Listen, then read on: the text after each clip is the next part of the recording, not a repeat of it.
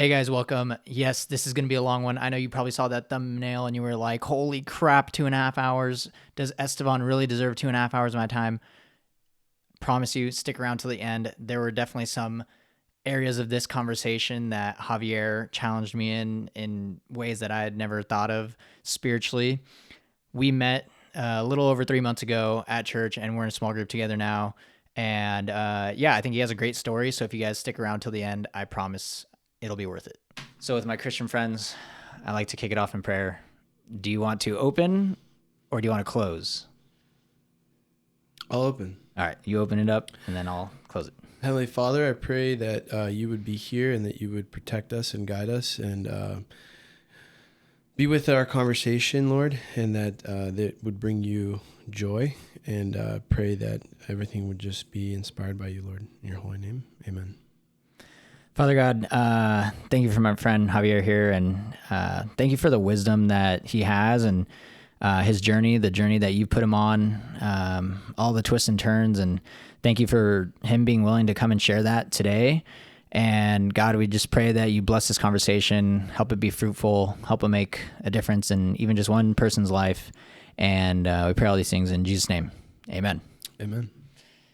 Dude, so let's just jump in. Let's give the people your testimony. And I feel like that's such a broad question, but if someone were to tell you, hey, can you tell me your testimony? Where do you start? Yeah, my testimony begins. I was born in Mexico. I was lucky enough to be part of a believing family. Raised a little Catholic, in Guadalajara. Mm-hmm. And then converted to Christianity here in the States. I was about 7 years old, 6 years old when I accepted God into my life. I think like maybe a lot of people, it didn't really become like the centerpiece of my life until later. I would say I had a pretty good childhood. My very family oriented parents, and they took care of us and they wanted the best for us. Yeah, I would say, but my life definitely played soccer all my life. Mm-hmm. But in terms of like God, I really didn't really start to, I went to church.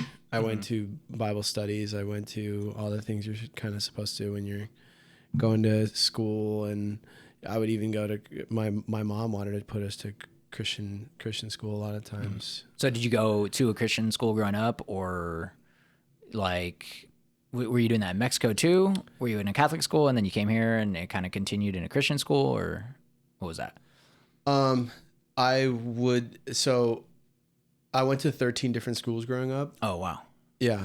And started in Mexico, and then my mom would take us out of the public school and then put us into like a private school very early on.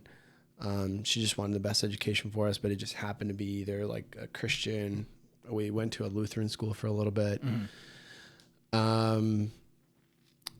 Yeah, man, I just was always around the faith.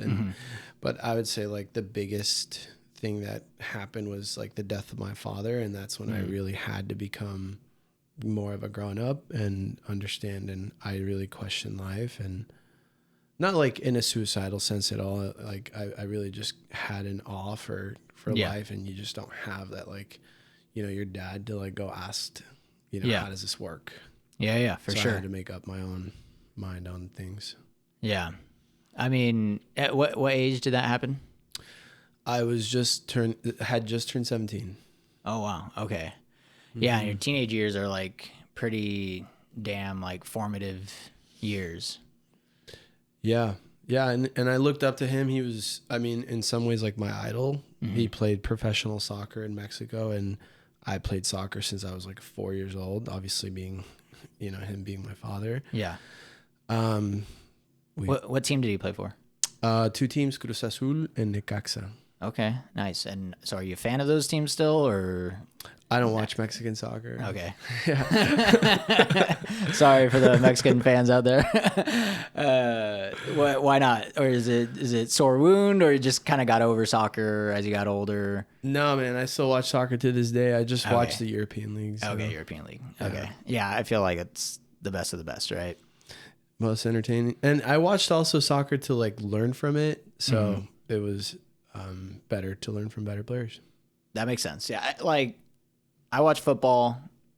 I strongly prefer the NFL over college football. There's people that prefer college football, but to me, the NFL is such a faster pace, such a better product, you know what I mean, that you're watching, that when you go back and look at college football, it just seems slower. The mistakes are more obvious. I would assume it's kind of like that for soccer too. Exactly. Yeah. Gotcha. Like teams are more curated, more money, better everything. Coaching, training, equipment. But overall, the finished product is better. So your dad passes away. What did that cause you to do? Did that cause you? I feel like kids go one of two ways. They either get really close to God or they get really far from God. What was it in your life? I got closer. Okay. Like short answer is I got closer. I think like God was taking care of me. Yeah. Because we had a end of life type of elder that came to sort of see my dad's late stages once it was like bad. And then after he passed, he reached back out and he says, "Hey, the Lord's put me on your heart," or put me in your heart, or vice versa, whatever. He reached out and he mentored me, so I would go to his house for every Wednesday for 5 years. Wow. Okay, so from like 17 to 22, Early 20s, yeah. Wow. So you go there once a week. Once a week right after work, and he mentored me and like, hey, this is early Christian, so he built the foundations. But he was also like 90 years old. Oh wow. So I got to ask him like all the craziest questions that I could think of, and curiosities and stuff like that. So very grateful for that. No, that's awesome, man. I feel like not many people have that opportunity. And I think a lot of people in church and life are looking for this like mentor, this Yoda figure, and not many people ever find one. It sounds like you really got one. Yeah, very grateful. Like that was not my doing. I did not seek that out. He sought me out, and I said, yeah, that's one thing I have been always willing to do though, is go under someone's wing and just learn as much as I can. And read a bunch of books. Purpose Driven Life, that was the first time I read it. He gifted it to me. Oh, he recommended that? Yeah, he said, this is a good book you should read. I said, okay. Nice. How would you today, I guess, define the gospel? Like, what is the gospel to you? The good news. The good news that God himself incarnated into our existence and saved everybody from their impending death, which is our nature of sin.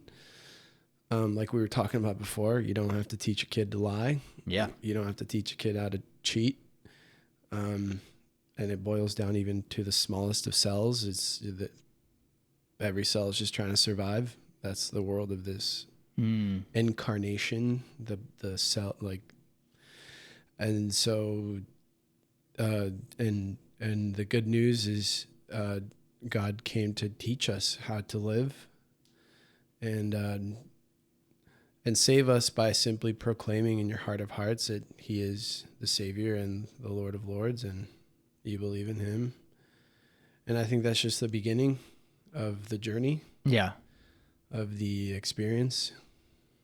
So, How would you say you came to learn that? Like, was that through your dad's passing, or like it's I could see how you got closer to God, with your dad's passing, but how would you say you came to learn and appreciate the gospel? I gotta say, like, that mentor made such a big impact in my life, where like there was actually a question early on, because you know how the school system embeds a lot of philosophy and a lot of like curriculum that's just like the world. Yeah. How should I say it, came to appreciate? I always just I wanted to answer a question that was like, what made sense of everything? Because I wanted to make sense of it, even in not just strictly logical sense, where like, oh, this is A plus B, equals C, and stuff like that.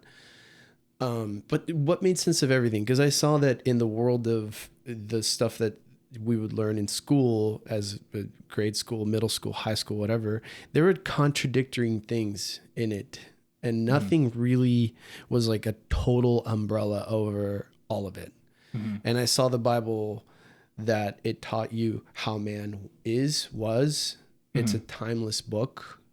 It doesn't matter at what, age you read it. It's applicable to you then, now, and always will be. That's actually what I've defined as like the difference between knowledge and wisdom. Wisdom is timeless and knowledge is in time. Okay. I could see that. So that was a big impression, but also like the scriptures teach you about how humans are, how societies are, how governments are. The story itself is actually true. Like, you can find seashells at the top of Everest. There was a flood.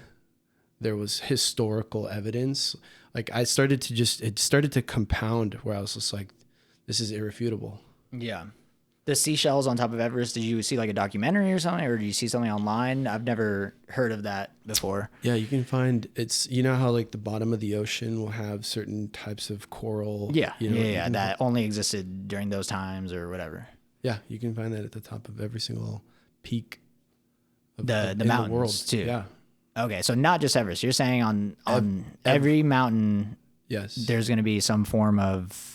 There are stuff that you should find at the bottom of the ocean. Really? Yeah. Okay. We're going to have to we might have to climb Mount Everest one day and go find some, dude. Okay. I'll go with you. Yeah. Out of the 4,000 plus, worldviews that are out there, how do you know that Christianity is the right one? How do you know that you've got the right one? I bet there's like some Estevan out there starting a Muslim podcast who him and his buddies are so confident about Islam and all that. So I guess, how do you know that you have the right one? I think it can be boiled down to, the Bible is not a single author. The Bible is 66 different books written over 1,500 years by 40 different authors in 3 different languages. And a lot of these authors didn't even meet over 3 continents, didn't even meet themselves, talking about one unified story. Yeah. And then the other biggest part is it prophesies. It creates a prediction in the future of what will happen. Yeah. And I don't know of any mankind of human. Can you tell me what's going to happen in detail in 2,000 years? No. Well, and I think that's the tough part about, like, so you feel like the prophecies and all these different authors kind of pointing to the same thing is a huge piece for you, that you find confidence in that. Yeah. I mean, on top of everything that I've already said, that like it describes reality the way it is and the way you can observe it today. And on top of that, it's prophesizing things. So from the very beginning of the book, even the names of the first 10 people say like like essentially God, have you ever seen that? The names of the meanings of like Adam, man. I think I've seen something like that. Just the names of the meanings. It's constantly prophesying in the future, and maybe you can pull that up. But it's like man is under eternal sorrow, and God Himself is going to anoint mankind. Something to that effect. And it just is constantly reoccurring themes where it's like, there's just no way a man could have written that you have to have a overseeing, like, the Spirit of God riding through mankind. Yeah, I see what you're saying.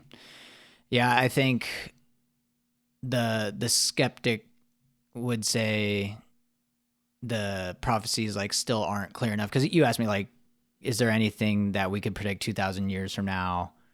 No, for sure not. Like, absolutely not.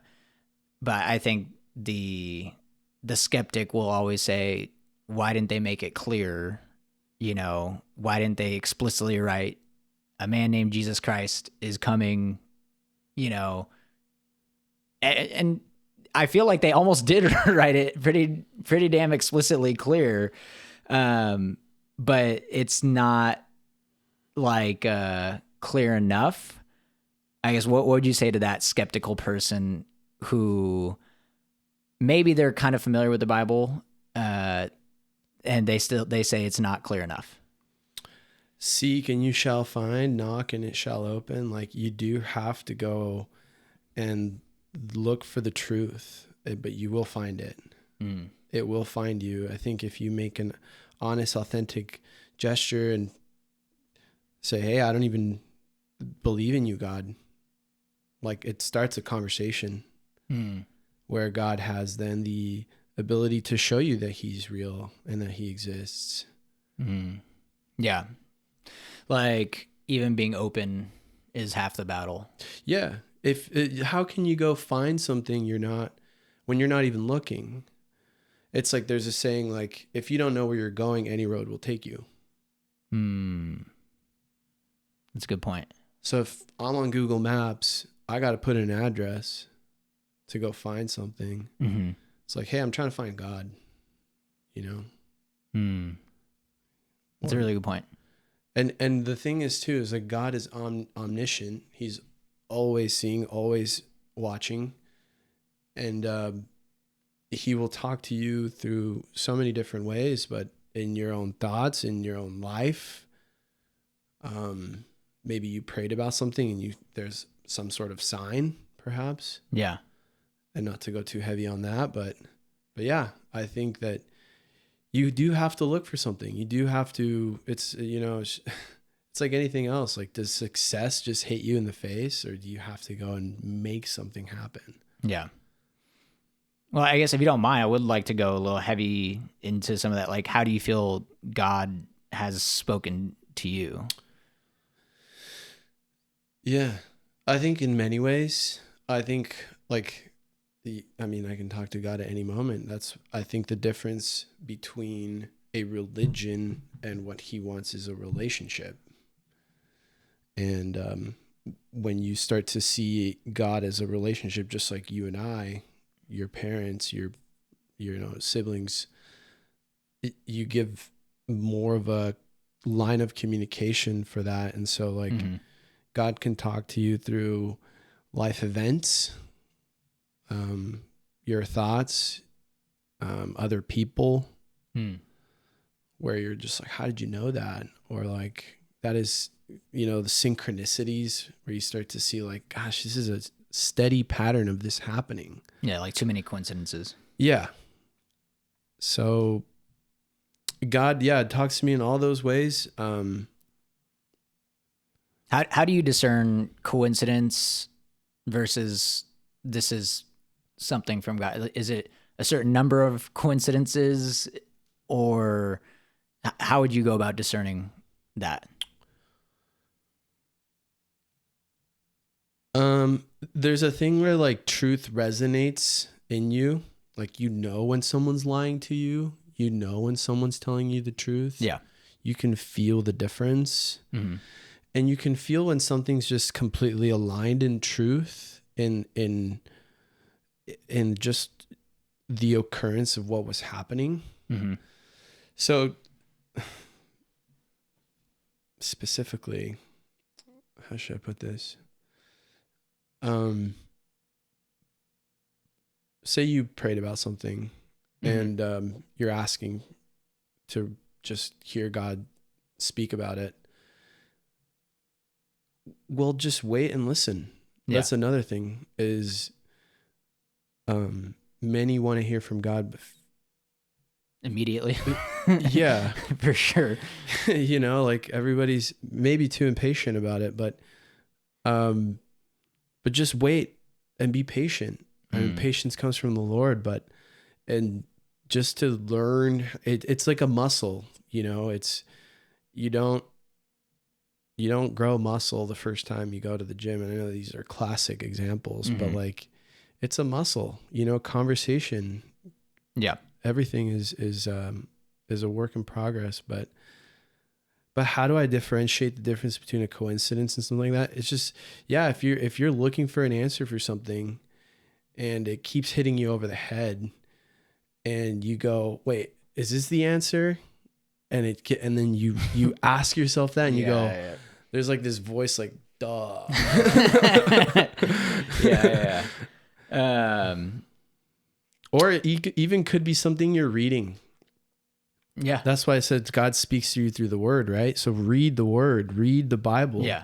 And then before you do so, just pray and say, God, help me to interpret this text. Help me to speak to me, right? Because the word comes alive in through you, through the Holy Spirit. And even if you haven't accepted God or anything like that into your life, or you're not there yet, but just do it on a whim. Like, why not? It's, if you're looking for the truth, give it an honest go. Yeah. And, but yeah, there's texts, and like I was telling you, like last night I was watching a Sam Shimon video, and just it spoke to me, because sometimes I have these feelings where like I'm not qualified to do some of the things that I want to do, and he goes, and I just see, if you guys aren't familiar, but he's just an absolute legend when it comes to Bible knowledge, interpretation of all so-called holy and religious texts, but not just the Bible. Like, he knows the Quran better than most Muslims. Muslims. Yeah. Knows the Torah better than most Jews. Yeah, for like, sure. He's just an absolute, and he just says these things like, I never went to college, never went to seminary, never went to, all these professional different types of constructs that we have. And I mean, truth speaks for itself. Yeah.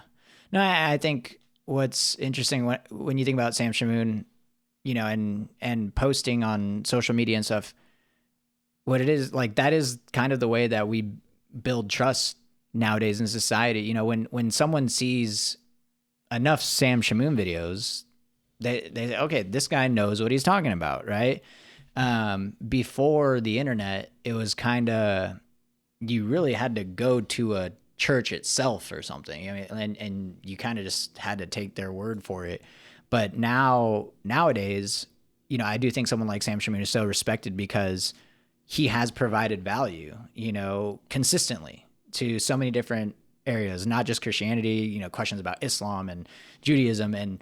And nowadays you can build up trust without these formal degrees and things like that. So I don't think anyone questions Sam Shamoon's knowledge. I mean, I don't think anyone out there is like, I would respect Sam Shamoon more if he went to Fuller Theological Seminary or whatever theological seminary school. I mean, I don't know how much more value that would add.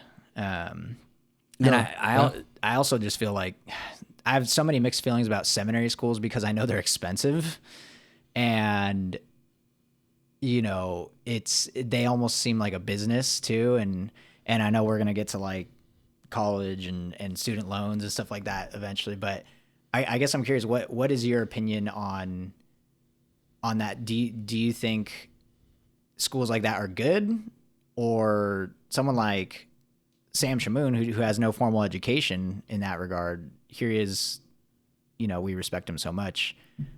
What do you think someone should do?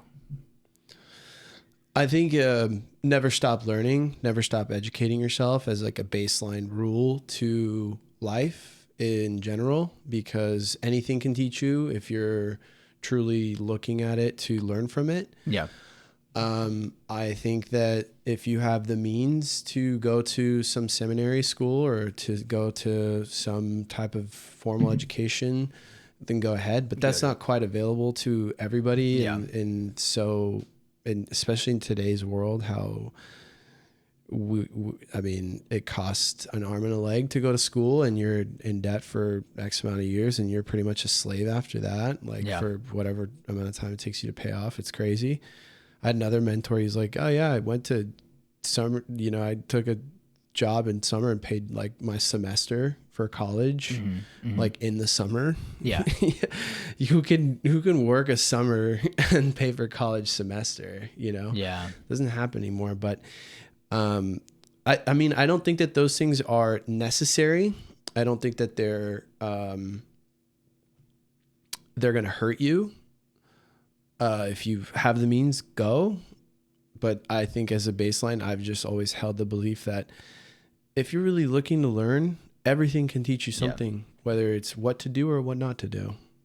Well, I feel like this is a good segue into the health and healing and detox stuff that we're talking about, because, you were telling me, hey, I might not be the most qualified, but this is an area that I want to step into. You know what I mean? So I guess for those that don't know, what is your Instagram, and, are you on anything else besides Instagram, and what do you talk about?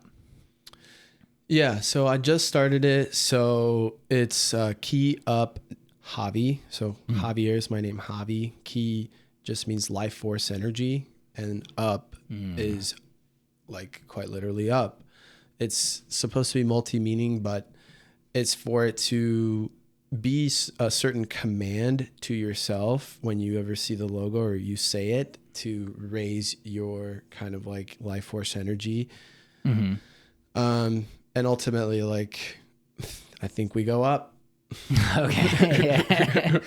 So what is Ki? What language is that? I've never heard of Ki in my life, to be honest. Is that Japanese? It's Japanese. Okay. Yeah.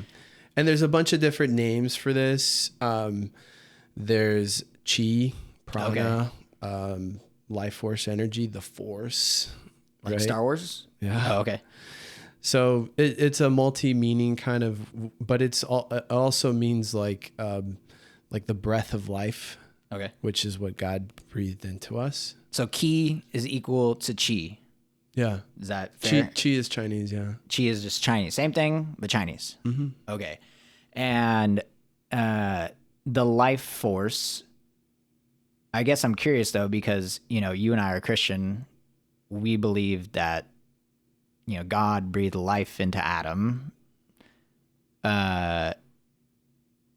Do Chi and Ki people believe, like, where I don't think they would hold that same belief. Like, to me, Chi and Ki sounds like energies and almost like Mother Nature vibes, like nature will heal you and stuff. Am I wrong in saying that? Or can someone believe in Chi and Ki and not be Christian? Like, do you get what I'm saying? Yeah. I think that there's different interpretations out there of what something is and what we call the spirit. So different ethnicities, languages, etc., but they all agree on that it's this invisible life force that gives us the animation to all creation. Got it. Okay. And so what is your company provide? What are you doing?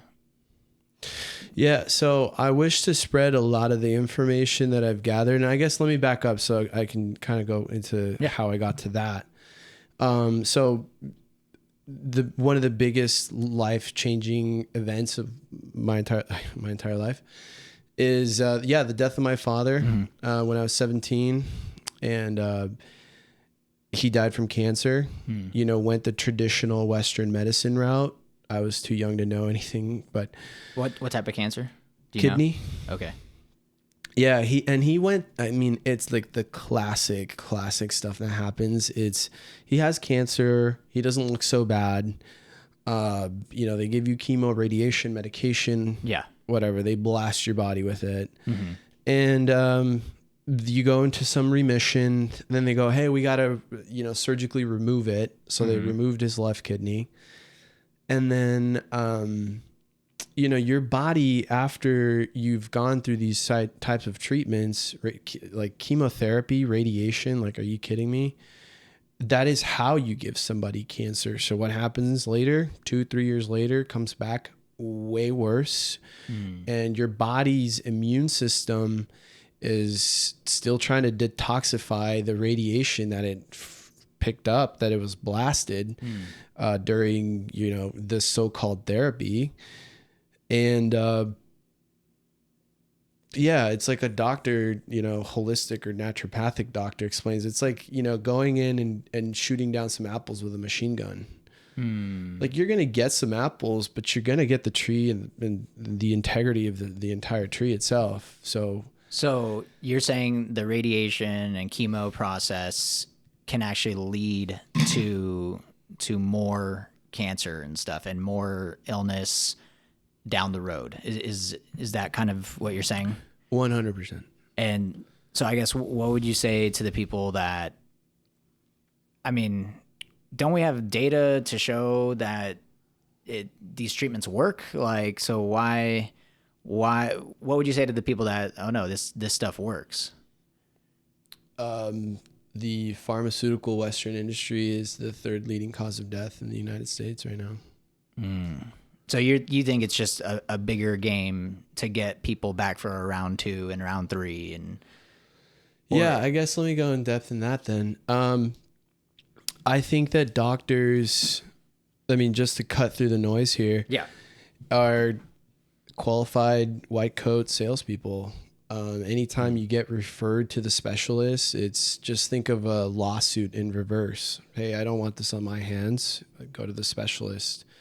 You go through this whole thing again. Well, the specialist, and the specialist is like, they're specialists in their field of capacity. Right. And then they're also limited by the insurance and the, medical policies that they have of what they're allowed to treat something with. Yes.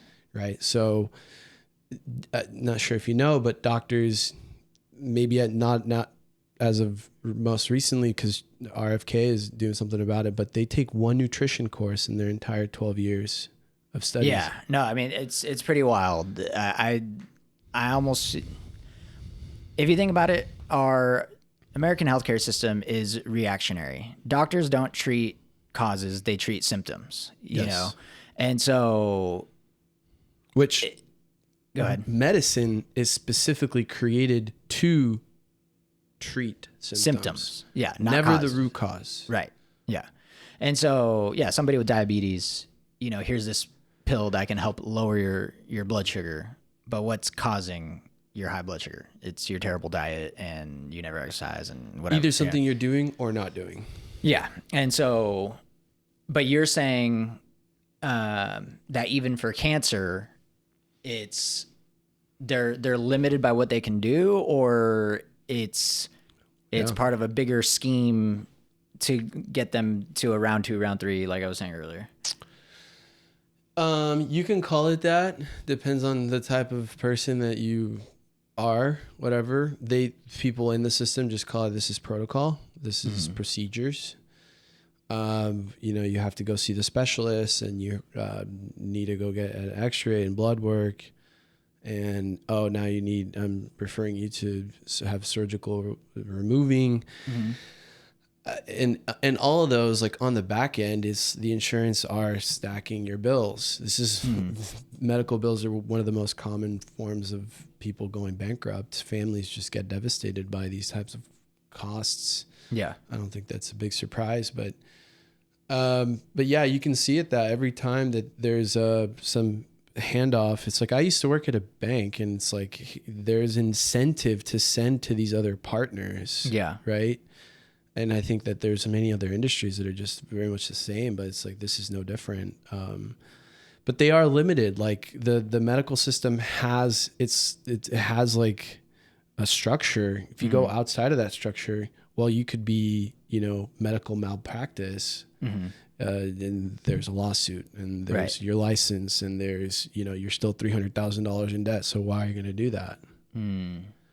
as a doctor, it's like their hands are a little bit cuffed there too.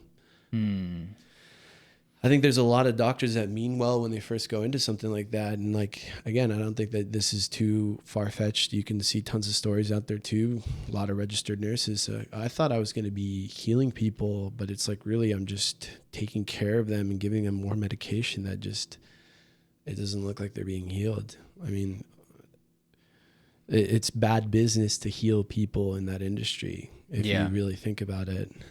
Well, I mean, I guess let's dive into the detox then, or well, let me go back on that, because I can connect that. So that life event changed the course of my life, because I was told that I was going to get cancer.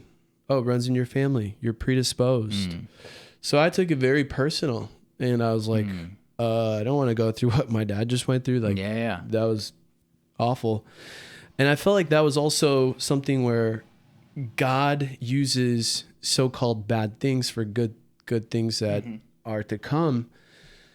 The way I saw it, I was like, all right, I have this burden, I have this problem, and I need to figure out a solution. And so I got myself into anything that would help. I didn't bar anything off, because I saw that the Western side had all these types of structured methods that don't work. And so after that, you went and studied in Mexico. Is that right? Can you tell us about that? Yeah. So, after going and getting into nutrition courses and, really all that world, I came across this video online of a doctor that had developed this therapy of using magnetic fields, or magnets. And I say magnetic fields because you can use an electromagnet for different things, on the brain or certain parts of your body, to heal the human body in general by treating the energy field of the person, instead of just, through chemical based medicine, right? Everything that we take inside is chemical based, and it's, supposed to affect certain receptors and turn on and off things. Yeah. Like they say coffee, just a simple example. Coffee doesn't really give you energy. It just shuts off the hormones that make you feel tired. So really? That's what caffeine does? Yeah. Among other things, of course. Okay. There's some other, but that's one of the main things. People, because there's a point where you drink enough coffee, you're like, it doesn't give me energy anymore. Like there's just no more to hold off. Yeah, it's a good point. You hear those stories of people who drink like 8 cups of coffee a day, and like I can drink a cup of coffee and go to bed. Yeah. All right. So this doctor, was this a doctor in Mexico? Do you remember the doctor's name? Yeah, Dr. Isaac Gois Duran. I studied right under him. Okay. At the time, there was studies being done in Spain, and they would just take before and after blood samples, before a therapy, after a therapy. And that's what really did it. Seeing is believing. And when you see just how blood looks like a bunch of stacked Pringles when it's basically not circulating well, and there's just poor energetic activity in the blood, it literally stacks up. Like, just think of Pringles, like all these, they're not even fully beach. But anyway, they do the therapy, they take another blood sample, and these things are like beach balls. They're literally like, where the little hockey thing, the game, it looks like a bunch of those, just like bouncing, highly energetic, like it was just alive. So this is the blood cells before and after, like electromagnetic therapy. Yeah. So the therapy consists of, it's called biomagnetic pair therapy. You use a north and a south pole to affect the peaks and valleys of your body's pH in specific points. The way I explain this simply to people are more used to hearing traditional Chinese medicine, like, acupuncture points. Sure. It uses those points, but you activate them with magnets. Interesting. And you create a magnetic circuit. Okay. Through your body. Okay. And so the blood cells, I mean, I think it kind of makes sense. Like, if they will kind of redirect, in a sense, kind of get reoriented because of this current that we're creating, or what would you say happens, like, after you create that connection? Yeah. So there's multiple ways of explaining it. There's a part of your body that will go towards acidity, and there's a part of your body that will go towards alkalinity, and the two are off neutral. And so they create an imbalance in your body. Okay. You can say it's overactive and underactive. Okay. And so with the magnets, I simply ask your body where to put them. And that's through like a biofeedback, which is pretty interesting. But people in the holistic world know about this. It's like the arm testing, whether it's strong or weak kind of thing. Okay. But anyway, I just ask your body, where do I put these magnets to make the most amount of benefit to you? And it's more complex than that, but that's just the boiled down version. Sure. And your body is pre-programmed to heal itself. So all we're doing is allowing it to do its job better, because we create either unblock certain areas, or we create more activity where it needs it, where it's underactive. And it's non-invasive. It's, I don't have to cut you up and do anything weird. I just ask your body, hey, where do these magnets need to go and what polarity? Because a north and a south has a tendency to either push or pull. So, I mean, and please forgive me if my inner skeptic is starting, those muscles are starting to arise. How does your body tell you where they need to go? Like, and I'm assuming for different people it'll go on different points, right? And so how does the body communicate that? So the way that they teach is you lay the person down and you measure the lengths of their feet. Okay. And by asking specifically to the body, and this is like this is all energetic, by the way. Okay. The one leg will go slightly shorter when it's a yes. Really? Yeah, so yeah, the right leg is the one that reacts. And you feel like, have you seen this, or? Yeah, you absolutely see this. You saw it in action. Yeah, I can do it. Wow. It's part of the therapy. Okay. I can tell you're itching. Yeah, no, I mean, it's so interesting. I've never heard of this. I mean, I've heard of like magnetic types of therapies and things like that, but I've never heard of asking the body where it's supposed to go. Yeah, the one that more people hear about is asking certain things like, is this supplement good for me or not? And you simply hold the supplement and you can say, hey, is this good for me? Go forward. If it's not good for me, go backward. Or you can get more specific. And people will lean, or like, yeah, if you're just supposed to be completely neutral, and your body will lean a certain direction. Wow. Okay. Your body's wise. Like, think of your whole body as like, you're smart, you're intelligent, you're conscious, right? Debatable, but sure, I'll take it. But now then just create, your body then knows what's going on inside. Sure. I agree with that. Right? Yeah. Okay. And each cell inside of each individual trillions, whatever cells make you up, have their own mini awareness and consciousness. Because it can go, interesting. Hey, the mitochondria is not working so well. We need to, like that's what happens during a fast, right? You enter this thing called autophagy. Yeah. And it's just, you're essentially turning on the dishwasher inside your body. You go, hey, we're not putting anything more in there right now. And so then your body has actually time to process, fix. Yeah. Mutated cells, dead cells, senescent cells, junk crap. Like, you get this, and food, the way you can think about this too is it creates a lot of inflammation. Right? If you ever eaten meals, whatever it is, it doesn't really even matter. Everything creates a little bit of inflammation. It's normal. It's normal. Yeah. When you cut that out entirely, your body is less inflamed constantly and it has time to go in and clean itself. So these little cells are all hyper intelligent, right? You just can't go talk to you like, whatever it is. Yeah, you can't. Yeah, skin cell. But the therapy just acts and asks your body specifically. And you're right.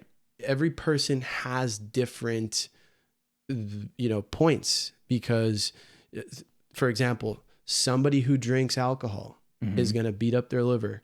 They might need some liver support versus somebody who doesn't but smokes. They might need some lung support. So you're saying like what's the liver, like milk thistle, isn't that like one of the milk thistle's great. So someone who has liver stuff, like liver damage, would they hold this supplement and ask their body and say, hey, is this good for me? And lean forward or lean back or whatever. And that'll happen. Yeah. So you set a standard, and we can do it after, and you can report back to everybody. We might have to do some behind the scenes footage. I'm going to hold out my creatine and my whey protein. And, you can even ask specifically. I know this is maybe something you didn't even, we didn't think about. That was good. No, talked about. Go for it. But specifically, like, how much should I be taking? How often should I be taking? Really? Yeah, it's about your own. It's like AI. It's about the question. It's about the prompt. Like, how good are you asking the question? How good are you at prompting this thing to get the result that you want? If you ask a basic question, you get basic answers. Interesting. Okay. Well, what about now? Well, now I'm just gonna play devil's advocate. The guy that. Alcohol is a drug, right? We're in the same camp as that. Am I safe to assume that you're in that camp that alcohol is not good for you? It's a poison, yeah.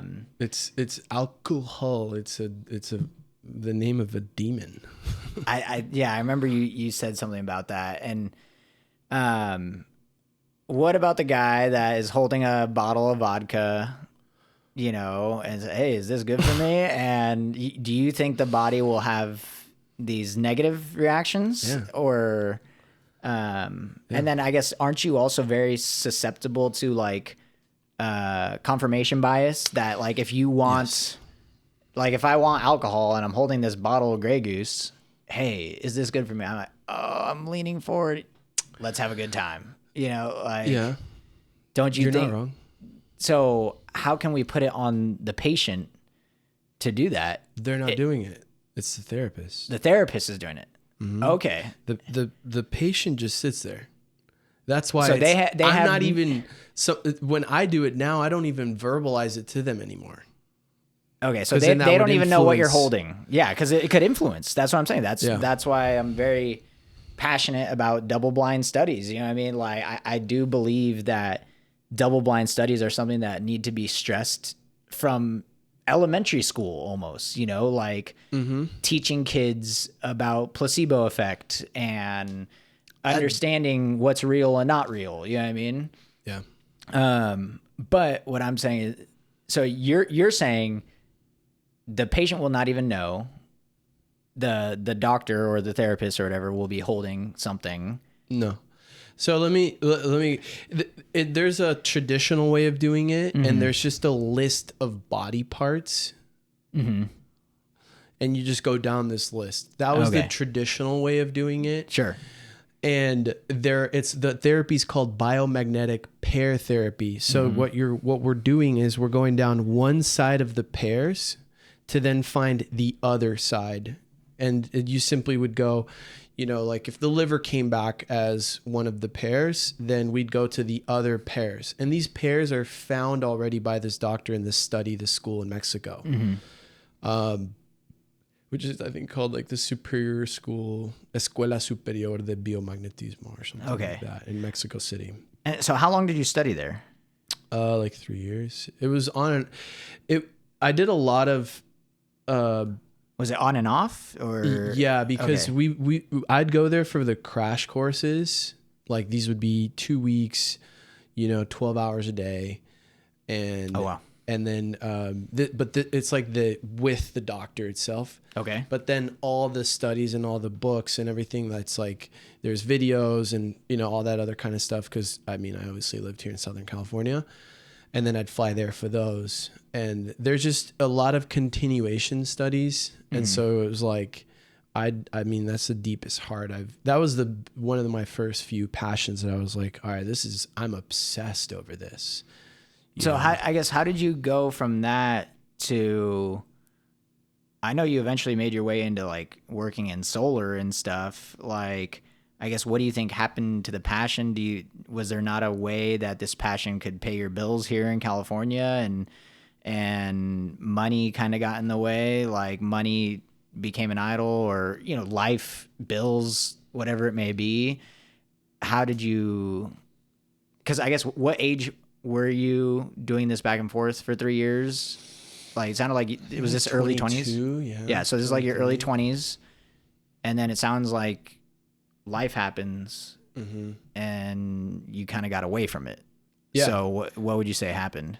Yeah, I actually know exactly. So what started happening is I started doing therapy. So I came back, learned this thing, and that's why I dove so hard, because I was like, all right, I'm really going to be helping people, and I want to help them in the best way possible. And I started doing therapies. I literally had little cutout of my house, just, almost like massage therapy, if you will, like $100 per session. And I was just, learning as I was going. But it's a therapy you can't do any harm ultimately. Okay. So I was very secure in that. But the reason life got in the way, of course. It's hard as a 20-something-year-old learning something new and putting it in practice and trying to balance also paying bills and all that stuff. At the time, I was working at Bank of America, and I just was doing it on the side strictly. But I got to this point where I realized that even if I was the world's best, period, like it didn't, like bar none, I can only help one person at a time. Okay.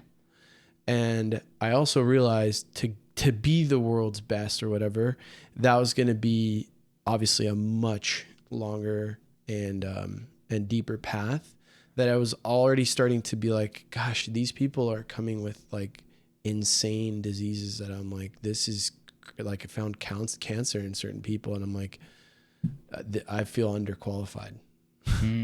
Quite frankly. So you met some people, they came to you, and then you found certain illnesses that you knew could not be cured, at least with your training. Is that kind of where you were at? Or I felt like I wasn't qualified enough for it to some degree. Like early on, I was like, gosh, like I hope I'm doing the best, and I know I'm doing the best that I can, but I just felt like, I'm like, you got to go see the seasoned person, right? But I've played this thing out in my mind where, like I said, like even if I got to be that best in the world, I want to help more people than that, right?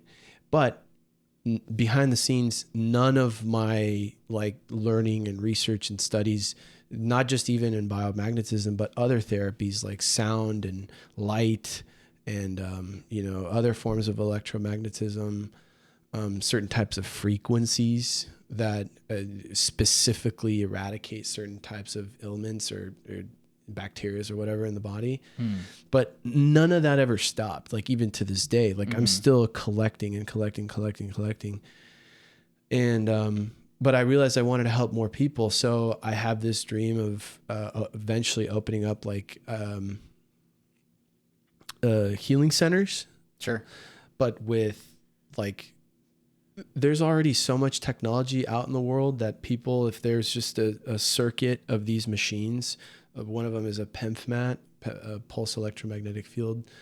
There's, red light. These things got way more popular now, and we can see it like, the red light therapy, infrared therapy. Yeah. See, these are things that I consider them to be in the wellness space, and they're not in the end stage, I need a cure space. Right? These things won't hurt you, of course, but I wanted to be in the wellness space where this space was also pretty heavy to deal with. Yeah. With people literally are dying. Yeah. And yeah, so I see that as, I wanted to be in the preventative space, not the curative space. Yeah. Okay. So you found yourself, people come to you in the curative stages at the time. And you're like, hey, this isn't me. This isn't my training, in a sense. Yeah, Or, like I'm in over my head. Like as a Okay. young 20 whatever year old, I was like I feel over my head. okay. So, And you know, trying to work a job, market this other thing, learn this. You know how it is. you only have so much bandwidth. Yeah. I right. mean, your brain power, I can only imagine. Yeah, and so I was capped. I felt like I didn't have time for myself, and then this that. Not that even that I needed it.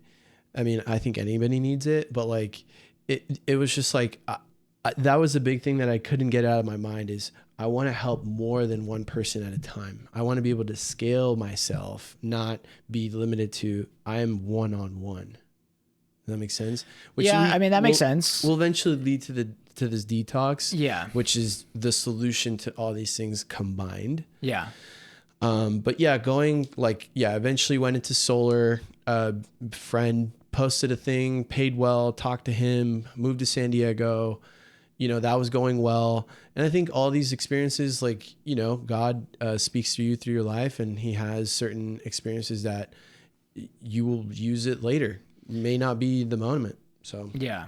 I was riding whatever wave I was going on. Yeah, I needed to pay the bills, and I was still learning about this other thing. But I, in my mind, knew that I wanted to be able to be scalable and not be limited to just the one-on-one. Like, Yeah. you know. No, you want your efforts to be scalable. I mean, that's part of this, you know, podcast too. Like, I would love to be infinitely scalable. I would love to provide as much value to as many people as possible, you know, and as fast as possible. But, you know, I think God's timing will work that out. If at all, you know, I might do this for a while and God says, hey, you know, you learned what you needed to learn, and now you're on to the next chapter. You know what I mean? And so I do connect with the piece about, you know, maybe you feeling unqualified or young. I think when you're in your younger 20s and you're in the medical field, it's a tough place to be. I used to work in medical devices, and medical device sales companies, I think I've heard it talked about in meetings. They like to recruit like former athletes, you know, and I think the reason is because they're typically pretty tall. You know, they hold a good presence in the operating room. For sure. They're bigger people, you know, it's almost like an appeal to authority, like subconsciously. Yep. 100%. 100%. Whereas, you know, if your rep or whatever that you're buying this product from is smaller than you and squirrelier and, you know, Out of shape. Yeah, out of shape, whatever it may be, there's a little bit of like subconscious bias that comes into play. And I remember being 23, 24 years old, you're trying to be, you know, nice with these doctors, and, you know, they want you to be friends with the doctors that you're working with and stuff. But I'm like, dude, what doctor it wants to be friends with like a 24-year-old? Relatable. Yeah. And, hey, how's your day going? Oh yeah, your kid. I don't have kids. You know, medical staff pissing you off. Oh, I don't have. You know, it's just you can't relate in any way at all.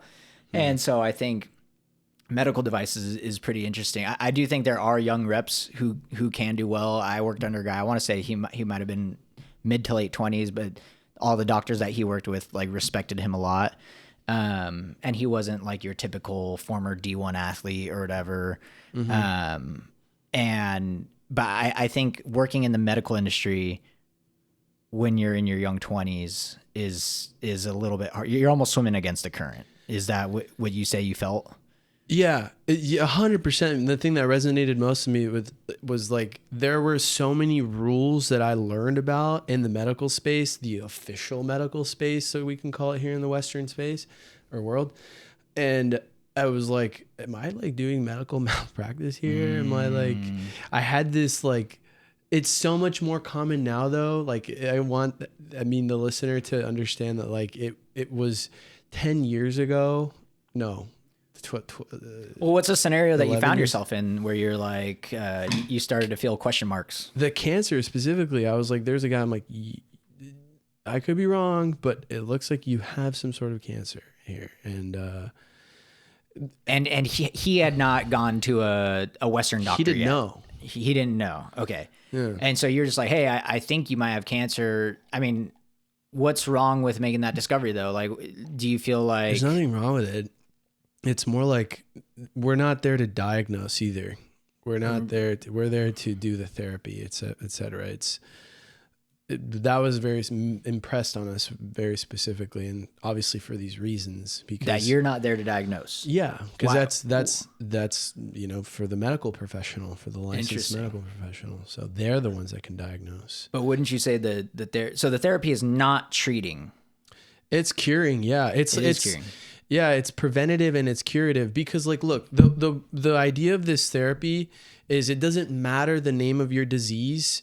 If we can bring your body back to harmony, your body will heal itself. When you go to the hospital and you have some sort of ailment, at the end of the day, they're making sure that your fluids are good, your electrolytes are good, and they're giving you the least amount of stress possible, and time and whatever, and attention, so your body ends up healing itself. Like anybody who's been to the hospital and you're on a bed and you're just waiting to get better, basically, and they're just watching your vitals. If something goes wrong, they're there in short notice. But your body is pre-programmed to heal itself. That's, anybody knows that. You get a cut, your body starts to heal itself. So it doesn't matter how big this cut is, if it's, your body's organs. It's like, that's why, again, doing a fast is the fastest way to get healthy. Okay. Did you learn about fasting at the school? Is that something that they taught? Is that something that you picked up later? Okay. Yeah. Cause I know like, Dr. Peter Attia, I'm sure you've seen some of his stuff. He's super big on fasting. Yeah. And it's biblical. Yeah. 100% biblical. Do you want to explain, I guess? Yeah. So fasting is you denying your flesh. As a human, you are both a flesh and a spirit. And the battleground is fought within. So when you deny your flesh, you're denying your dopamine addiction to food. Could be certain... everybody's different, right? For most people, it's going to be some sort of sweet or salty or carb, or, could be energy drinks. But really, it's just overall, the flesh has addictions, right? Because the flesh builds chemistry habits, right? This is what the hormonal cycle is. We have certain, you get hungry at certain hours. That's the hormone ghrelin telling you, hey, it's time to eat. Then insulin comes in and takes out the whatever. But fasting is biblical because you're essentially, if you're doing a biblical fasting, you're dedicating it to God, and you're dedicating your growth in the spirit while denying yourself, your flesh. Yeah. Right. There's a proverb. It says, or is it a proverb? I wish I could remember that part better, but it says, your body can bear sickness, but who can bear a broken spirit? Okay. Right. So when you're fasting, you're essentially getting fed from the spirit, right? And the idea to do a proper fast is read the scripture. You're eating the word of God, right? That is your daily, that is your actual spiritual food. Just like we know this from, being in the church and growing up and whatever. There is physical food, and then there is spiritual food. And if you're not eating spiritual food, you're not spiritually growing, right? Yeah. This is prayer. This is being in community and service and reading the word. Yeah.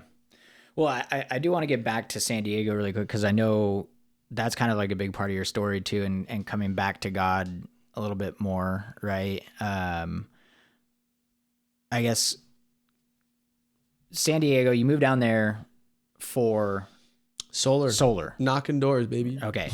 Knocking on doors, selling people solar panels. That's going well for a bit, and then it all goes to crap.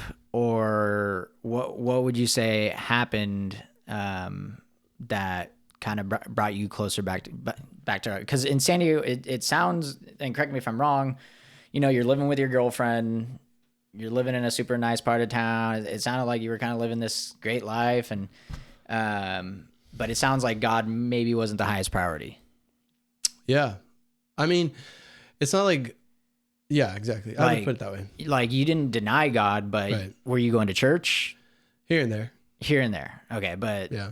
if Not like, I wasn't plugged in. I wasn't, reading the word as much. I never stopped reading Proverbs. That's one thing. So I always add to Proverbs. So like, I just, as quick as this, but I reread the book of James recently, then got, but always stuck to a proverb a day, because I feel like that's spiritual wisdom. Yeah. That over time you just go, it just becomes you. But yeah, San Diego, I mean, it was the first time I had actually moved out of my mom, my dad had died, but my mom's house. And it was, my pores got opened. I never really went to, 4-year college or whatever. Sure. I went to IBC, then I transferred, but then I kind of had this moment of like, I'm just going to go study things that I'm really interested in. So that's when I went to Mexico and all that, but eventually made it down to San Diego. Went really well. I mean, I always wanted a really hardcore sales job, just because I'm like, I feel like I have the skills. And also I started to learn that all these really successful people in life, like, started off door to door. And I just really broke it down like logically. And it's like, it's just communication with a goal and learning how to be good with that, and meeting other people and knowing how to create an impression, and be influential. It helps in every area of your life after, during, whenever. Yeah. You're always talking to people, learning how to read people, and just speaking with intention.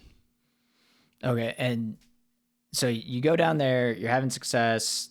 I guess what happened to the business, or like what's the catalyst for you saying, hey, no more San Diego, I'm coming back to Orange County? I mean, it ultimately boiled down to money problems. I got into, I lost a lot of money on cryptocurrency. I had somebody that convinced me to go away from, this is sound horrible, but I don't know if you know, but XRP. I had a fair sum of money in there, and XRP was basically doing nothing in the market for many, many, many moons, I would say years. And this person had made a ton of money. And like, I was living in a nice apartment downtown, and I'm like, this guy must know what he's talking about. Like, he's made millions and millions on this. Do you think he actually did? So was he buying other cryptocurrencies at the time when XRP was kind of just going sideways, and you were like, oh man, this guy's legit, like I should take his advice? Yeah. Basically, the whole plan was I was going to move some funds over to this specific cryptocurrency. Do you mind me asking what it is? I feel like it would be good for the viewers to avoid. Yeah. So it's a combination. So it's a project called Based AI. Okay. And it was a project where the whole AI was up and coming at this time. Sure. And one of the biggest problems that I saw, and I think logically through these things, I'm like, is there utility to this? That's the first thing I ask. And the utility was keeping your prompts private. Okay. That was one of the first things, because if you think about how when you're prompting AI, you can ask the AI itself how they've been prompted before. Okay. Right? And I saw this also as in the sense of governmental use, because I started asking a lot of like friends that had government jobs. I'm like, are you guys allowed to use AI? And they're like, no, it's confidentiality and like privacy and all this stuff. We can't upload or have AI analyze certain things. And this is like, even a couple of years ago, it wasn't as formulated as today. Sure. So you got pretty sold on it. I got pretty sold on it. And I saw the utility of it. I'm like, oh, this is going to be big. It's a really small project, but it's like the smaller it is, the higher risk it is. Right. I lost like 90+% of my money. And was it a rug pull? Like... No, when it goes down, it crashes quick, as you probably know. Yeah. But 90% sounds like a rug pull. Yeah. It reached upwards of like $10, and right now it's like 15 cents. Oh, that's tough. So Did you at least even get a little ride on the way up? Yeah, and that's the thing. I got in, say, around $6, 7, and So like you're six, sitting at 10 and and I'm like, you're a this guy's a genius. genius. Yeah. This guy's a genius. And then like I was going in and yielding, so I had put in some of my money into like And you a can't yield. pull it out. You can't pull it out. It's like a CD unless you lose all your rewards, and then you're like, why did I even do that? So anyway, I got into something super risky. I kind of knew the risk ahead of time, and I was like willing to accept it because like I'm younger, I should be taking more risk. Sure. Sure. I don't have kids. I don't have like a mortgage. Yeah. I don't have all this hyper responsibility like in the financial world. But yeah, I took the risk. It didn't pan out. I learned a lot from it. Mm-hmm. I ultimately think the bigger risk is not taking the risk in life. So I took the risk. Yeah. So I'm not saying it was the wisest, smartest thing to do, but yeah, I regret it today. But for sure. I mean, I think crypto is still, it's such a wild west still. And yeah, dude, I mean, I first got into all that. So 2017, I remember my friends, we would text each other, buy this one, like deep brain chain, buy Tron. Dude, we didn't even know what the heck we were buying. hype. And someone, hype. and someone would say like, "Oh, here's the application." And I was like, "Dude, that makes sense." Dude, oh my god, how could it not succeed? And then boom, like it's all gone. And so I don't know. It's not an area that I'm like really keen on exploring again, and who knows? I'll probably miss out on some that pop off or whatever, but yeah, it's just such an interesting world that, after that experience in 2017, 2018, I think I'm kind of like, I think I'll chill. So Yeah. I mean, look, gosh, I can make certain cases for certain things because I think it is the future of finance, and I worked in a bank, and so I saw the problems with how money is moved in general, and so that's why I was in XRP. And for the viewer, if looking up ISO 20022, and that's the future, and it's going to be implemented soon, but how banks interoperate with blockchains to move money across borders. Because right now, the way that, have you ever sent a wire overseas? No. Have you ever sent a wire domestic? I don't think I have. Anyway, it's it moves a really nightmare. slow. Yeah, it's super slow. It's really costly. Yeah. It's not even accurate.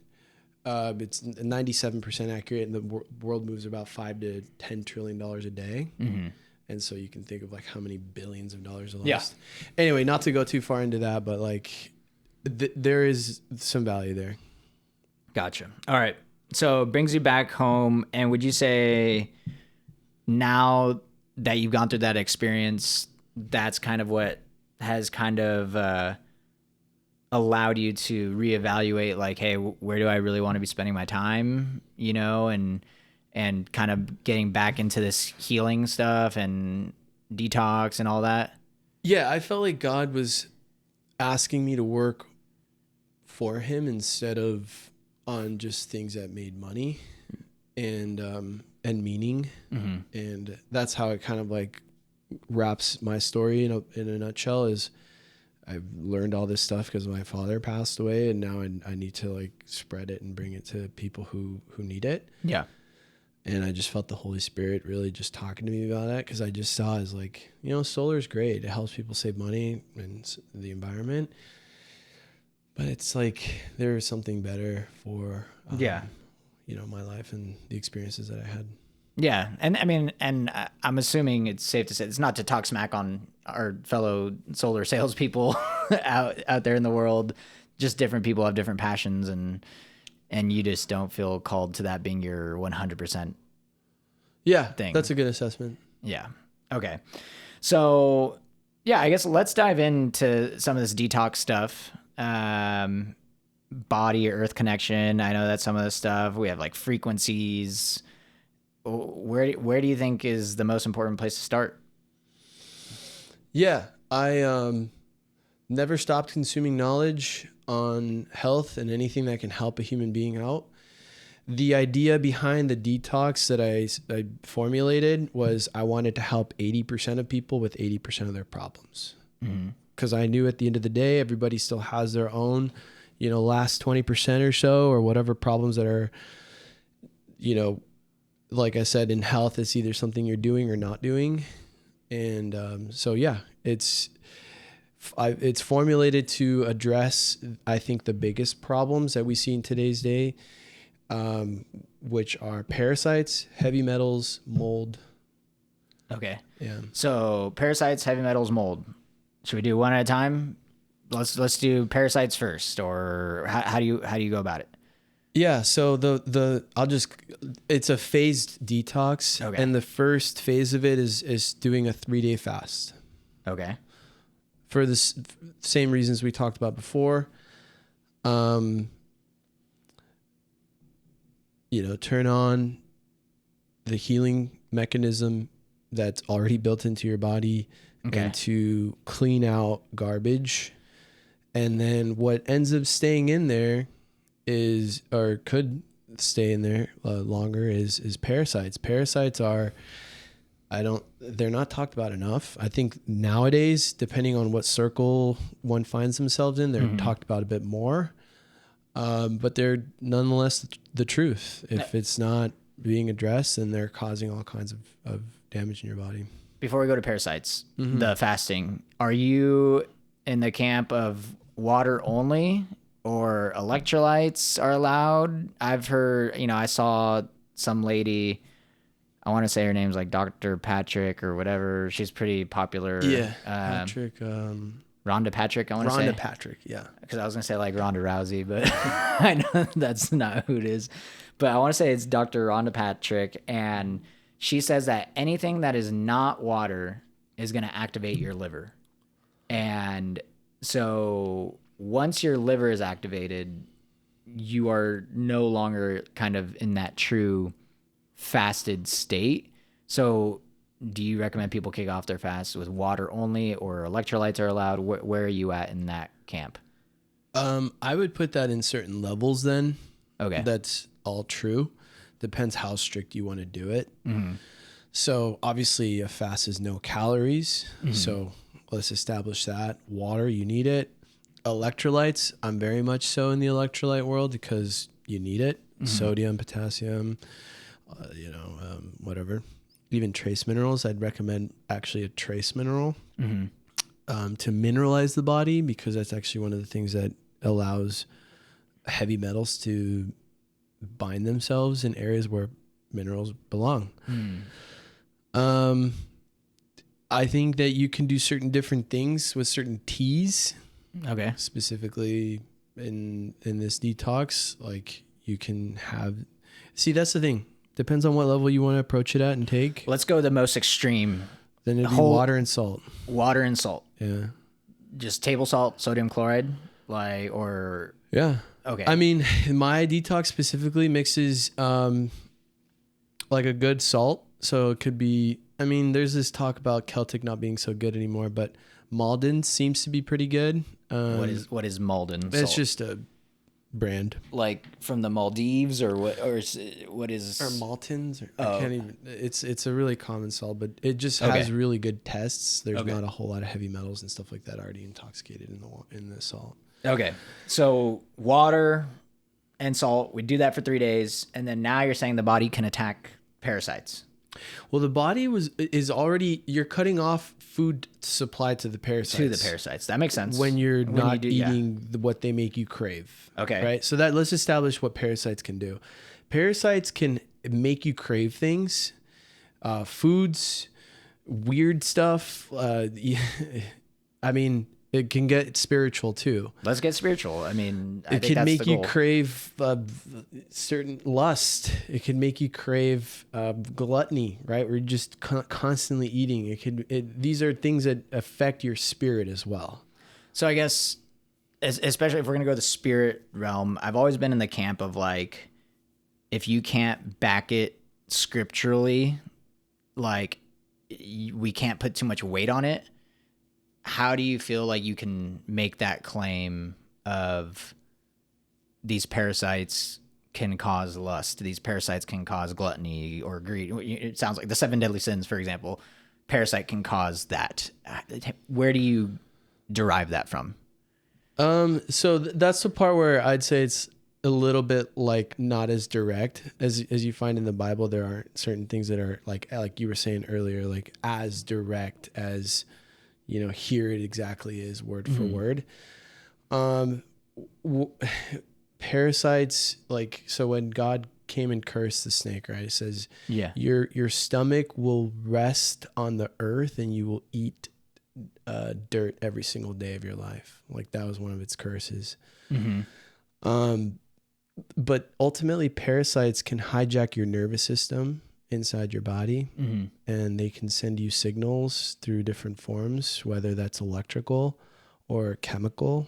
They could urinate. I know it sounds horrible, but like they can urinate. I mean, they do. And they,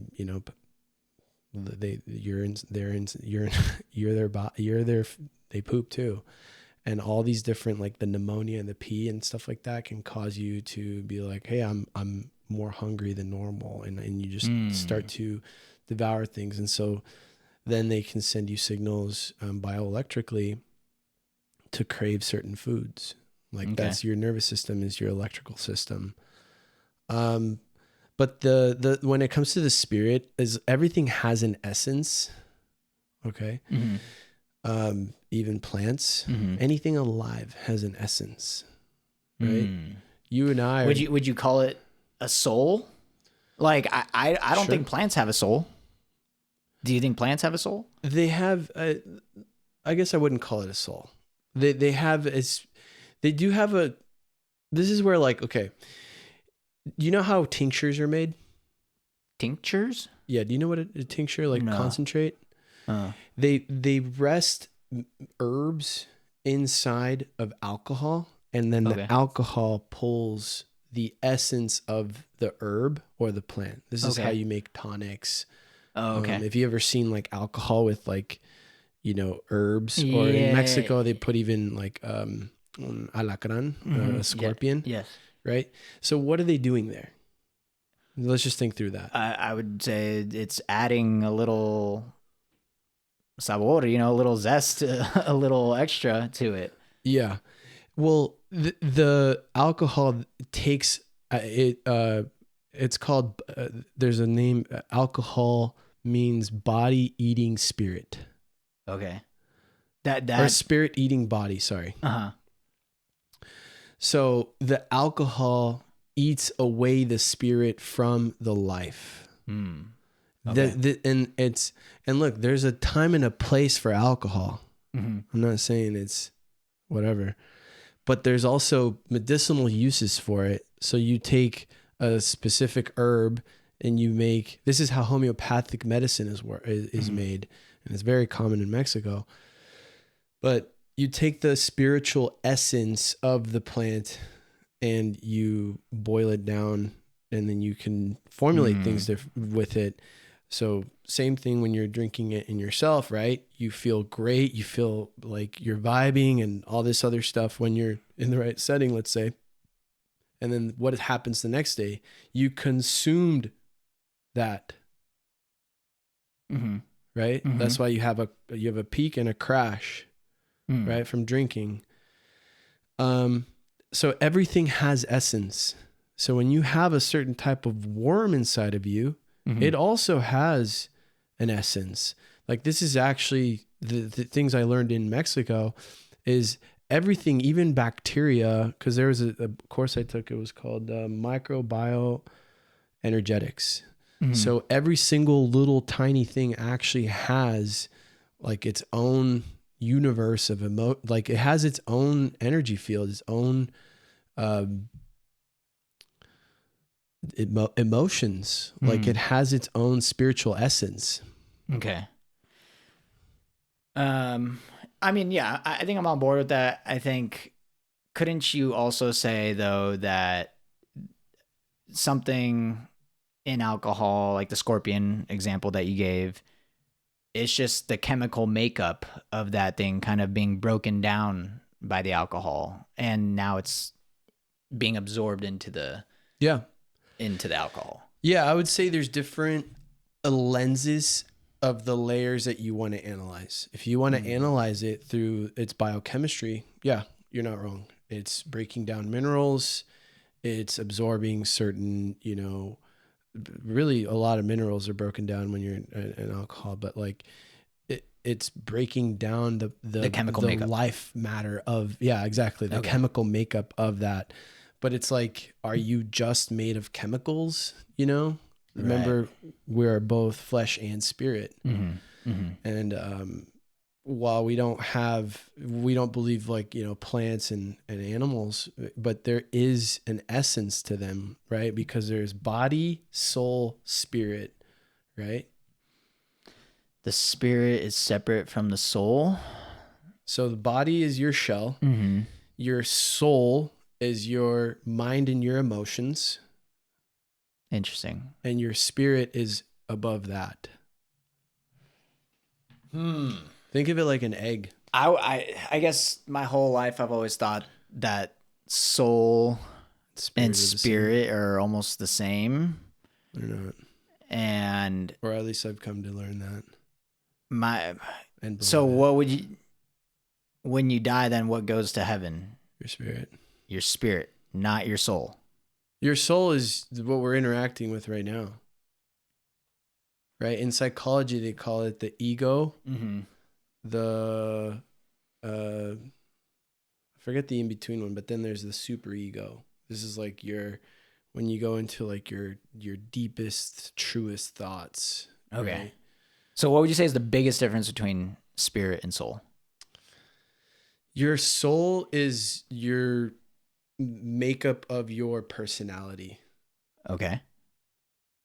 And then the spirit is, this is where, the Holy Spirit comes in to dwell. Okay. So you are ultimately God's, and you have God, the kingdom of God is within, right? Right. Yeah, I believe that. So that's the spirit that comes in. And actually, right, your body's like a temple. So when you are a believer, you are saying, hey, God, come into my temple, come into my vessel. This is yours. I am not my own anymore. You bought me. Yes. Right? Okay. So have you ever heard like Christians can't be demon possessed? They can only be demonized because they flirt with demon. We choose to flirt with the demon. Right. And that to me makes sense that a Christian person, if they genuinely believe in Jesus, the Holy Spirit lives in them. Right. How can a demon occupy that space? It cannot happen. Right. That logically makes sense to me.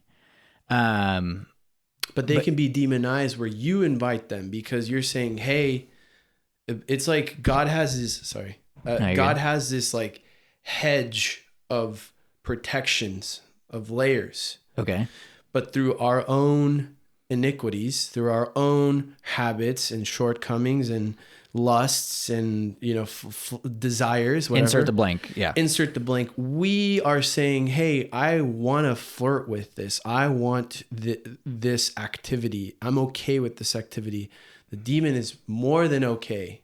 It's been studying you since you were born. That's actually one thing that most recently I kind of like, I see it clear as day now. Have you ever seen the movie Nefarious?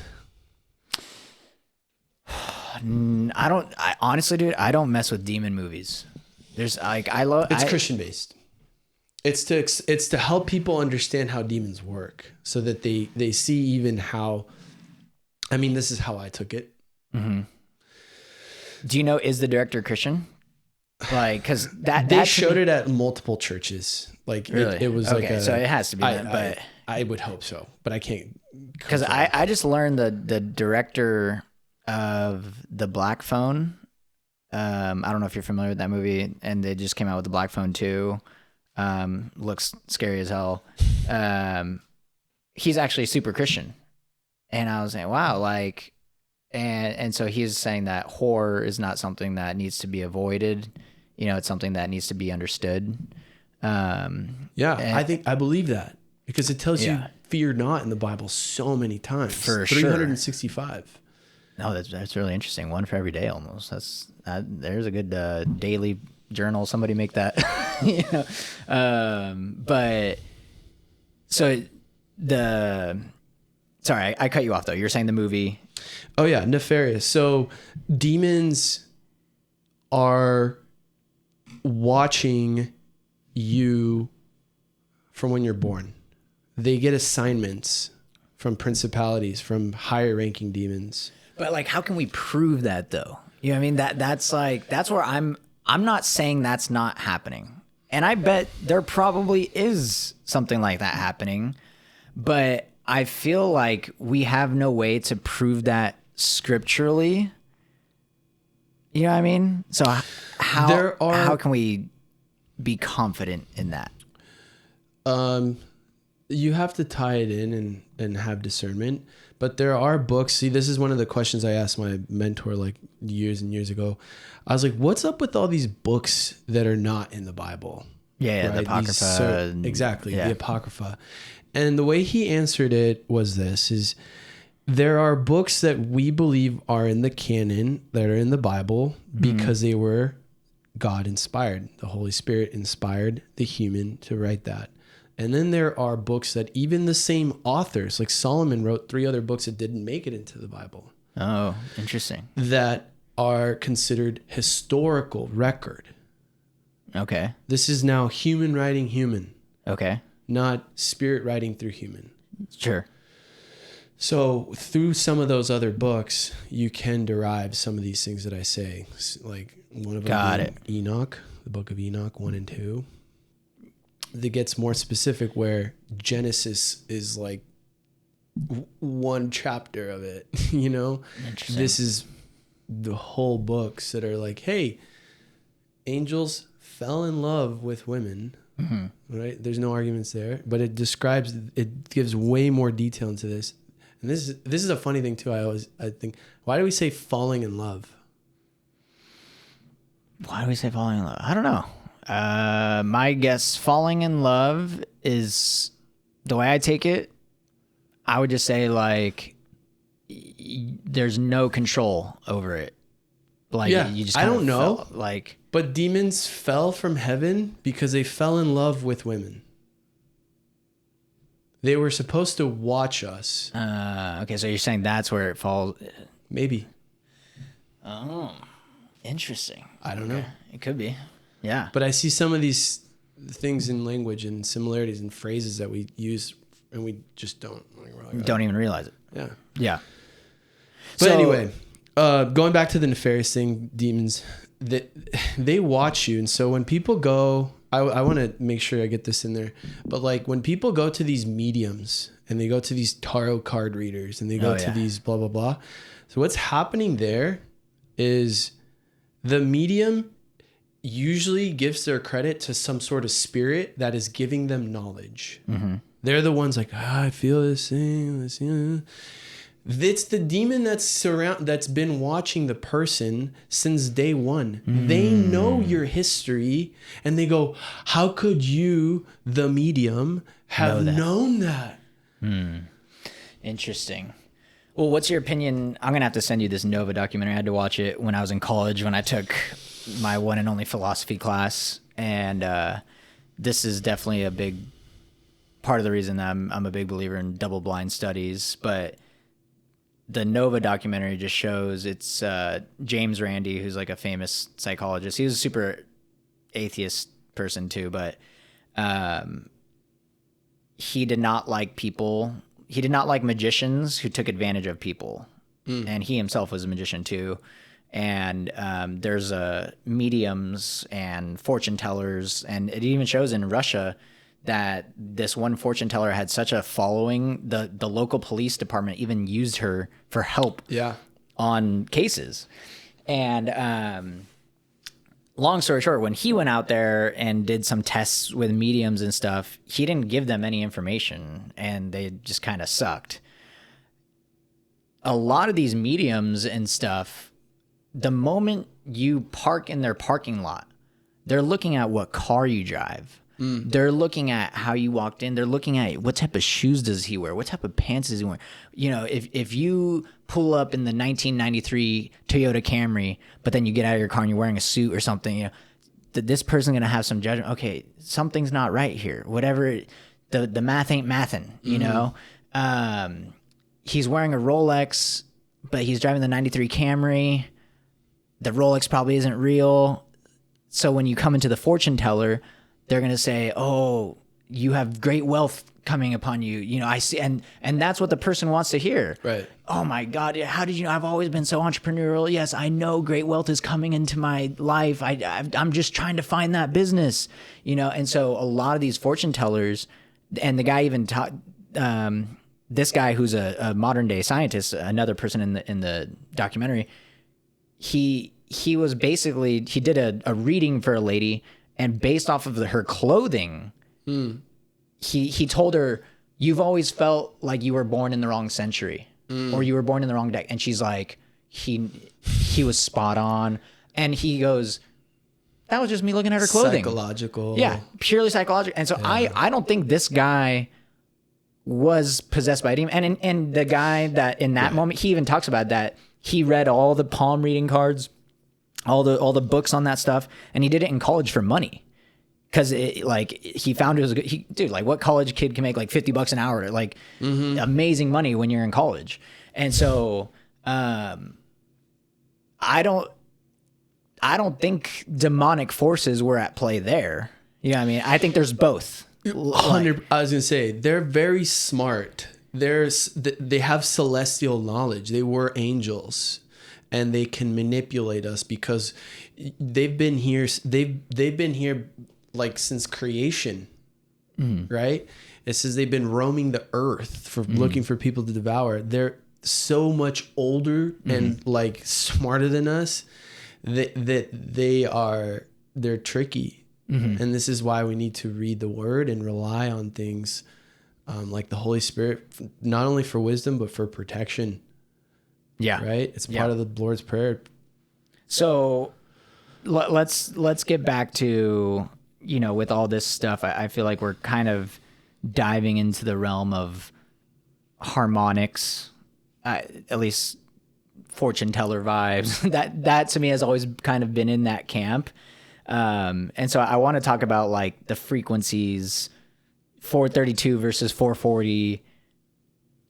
Can you tell us about that? Yeah, I mean, connecting it to scripture right away is just God spoke the universe into existence. So like a lot of times people hear that or read that and they go, yeah, I don't know how that happened. But, you know, through our modern technology, now we see everything is vibration. Everything is truly actually always in flux. It's moving. It's never not moving. And everything's vibrational at the end of the day. Like, right, Nikola Tesla, if you want to understand the secrets of the universe, it's look at energy, frequency, and vibration. And we can now prove that. And the 440, 432 is just the hertz. It's differences in the overall music or really any sound that's coming from most devices, and you can totally tell the difference. I mean, at least I can.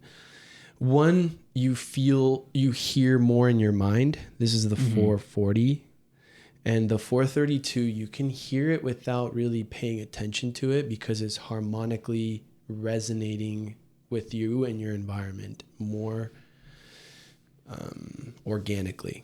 Okay, so for those that don't know, it's still kind of new to me. Hertz would be just the vibration. Is that like vibration? What is a hertz? Is it vibrations per second or something? Or yeah, exactly. And maybe you can put to visualize the picture. It'll make more sense. But the hertz are the frequency at which the sound is being played at. Okay. And there are frequencies that are more harmonic to your body than others. And there's a classic picture that is, two circles, 432, 440. Yeah, we'll show that right now. Yeah, and one is overactive, and you can see the overall shape that it's there, but it's more active in the center, and it creates these. The dips and valleys are creating overactivity in the water versus when you see the 432. Yeah, it's like it's like, sacred geometry. It's like you're watching. Yeah, it's like perfect geometry. Yeah, it's more. So I mean, more about that. I mean, but like, how can we control? Is that anything that we can control? Like, should I listen to Spotify at a different level? Should I be listening to different types of music? Like, how can I get more 432 in my life versus 440? Yeah, you can do simple tests to see the difference on YouTube. There are people that just put up YouTube channels with like classic songs and popular music that is tuned to 432. I have seen more music pop up now on Spotify and other like the mainstream ones where people that have this kind of knowledge will take it upon themselves to just retune the music. It doesn't sound any different than what you're normally used to, but the way it makes you feel is, at least if you really are kind of like bringing yourself to like a neutral, like, hey, I'm just gonna A and B test this. Yeah, I mean, I think that's something that we'll have to look up, and I think I'll put it in right now in this footage.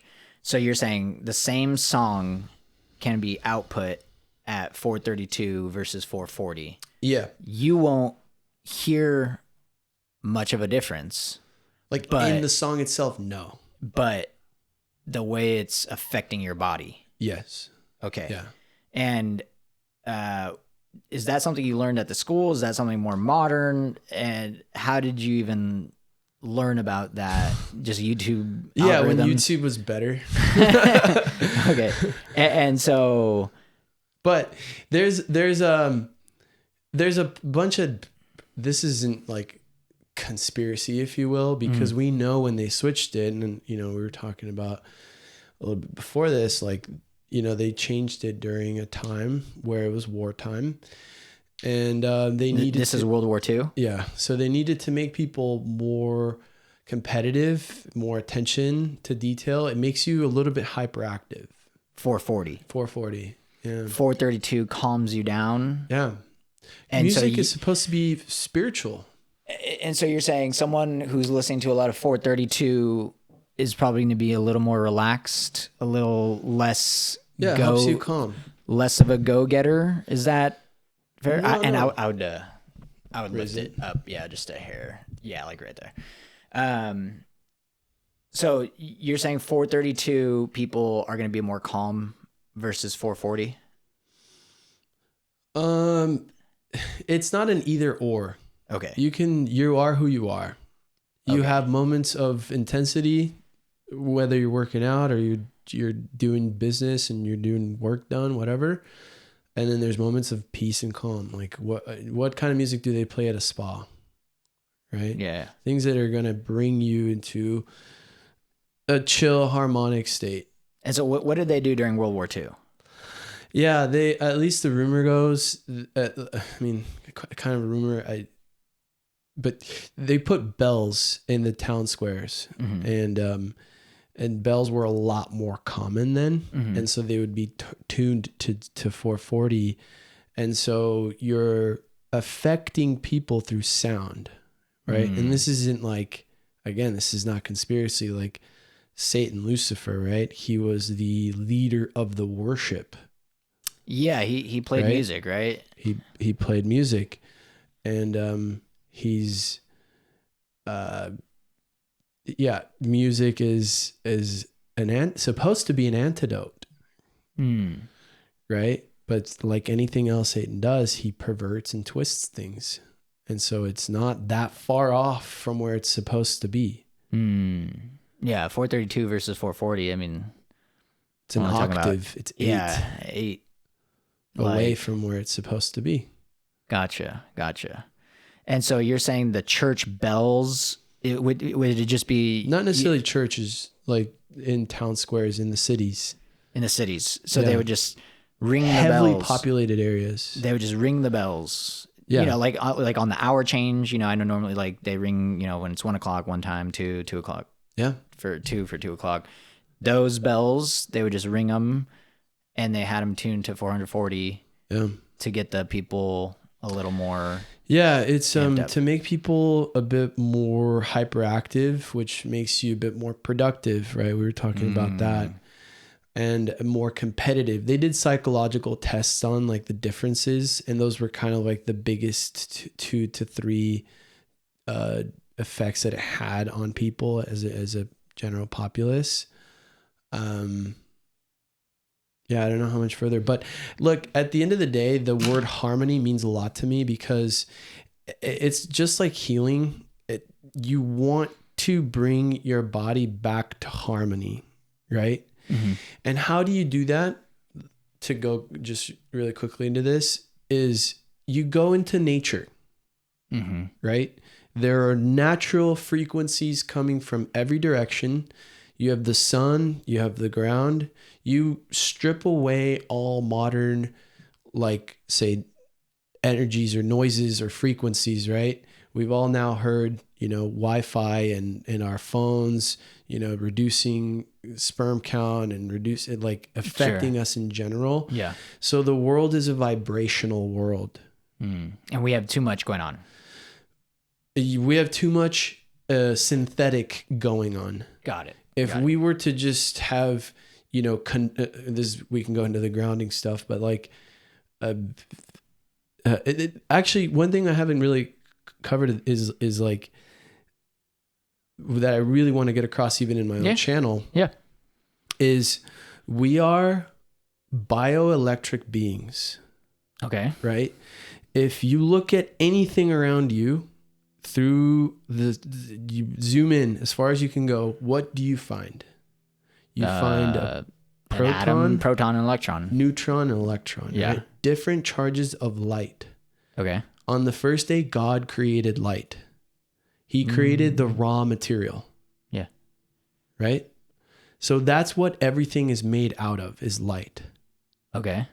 We are beings of light. Okay. Yeah. Things are...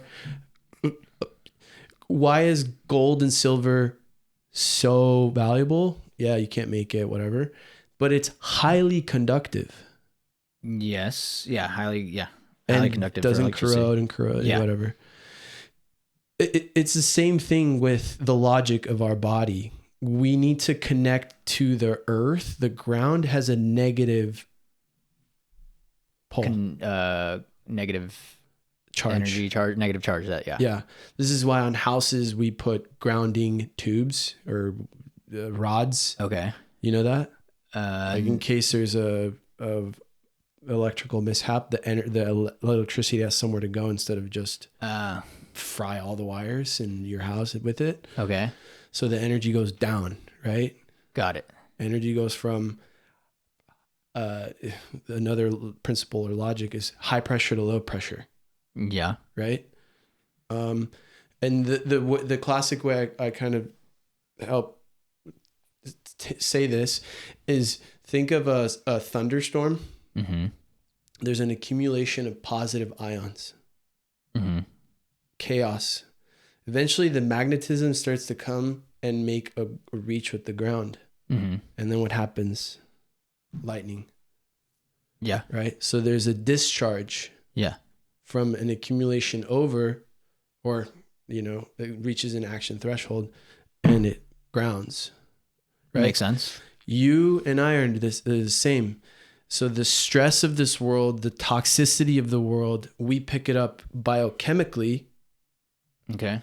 And then in our aura field, everything gives off an aura field, and stick in Kirlian photography. I'll show you some pictures after or whatever. Mm-hmm.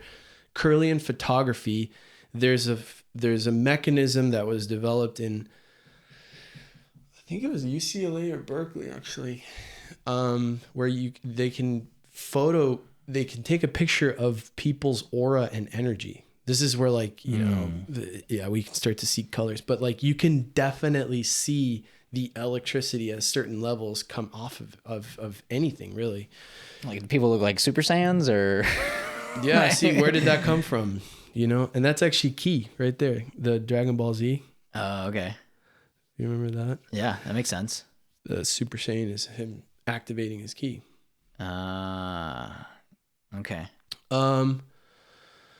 But yeah, we are bioelectric beings. So we need to do things and habits that are in accordance to our bioelectricity, which is touch the ground, get enough sunlight, right? You have like you're gathering energy and you're grounding it. So you're circulating that energetic activity. Okay.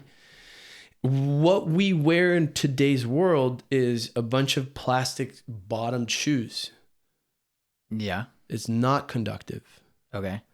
So that energy field has nowhere to be grounded, so it ends up recirculating, right? The toxicity stays within you, energetically speaking. Even leather. Why are leather shoes? Obviously, they last longer. You take care of them, whatever. Leather is conductive. It's an organic material, right? So it's bad. It's good. Oh, it's good. Okay. Yeah, this is why they're so valuable. Whatever. So yeah, they're saying the energy can go through the leather into the ground. Yeah.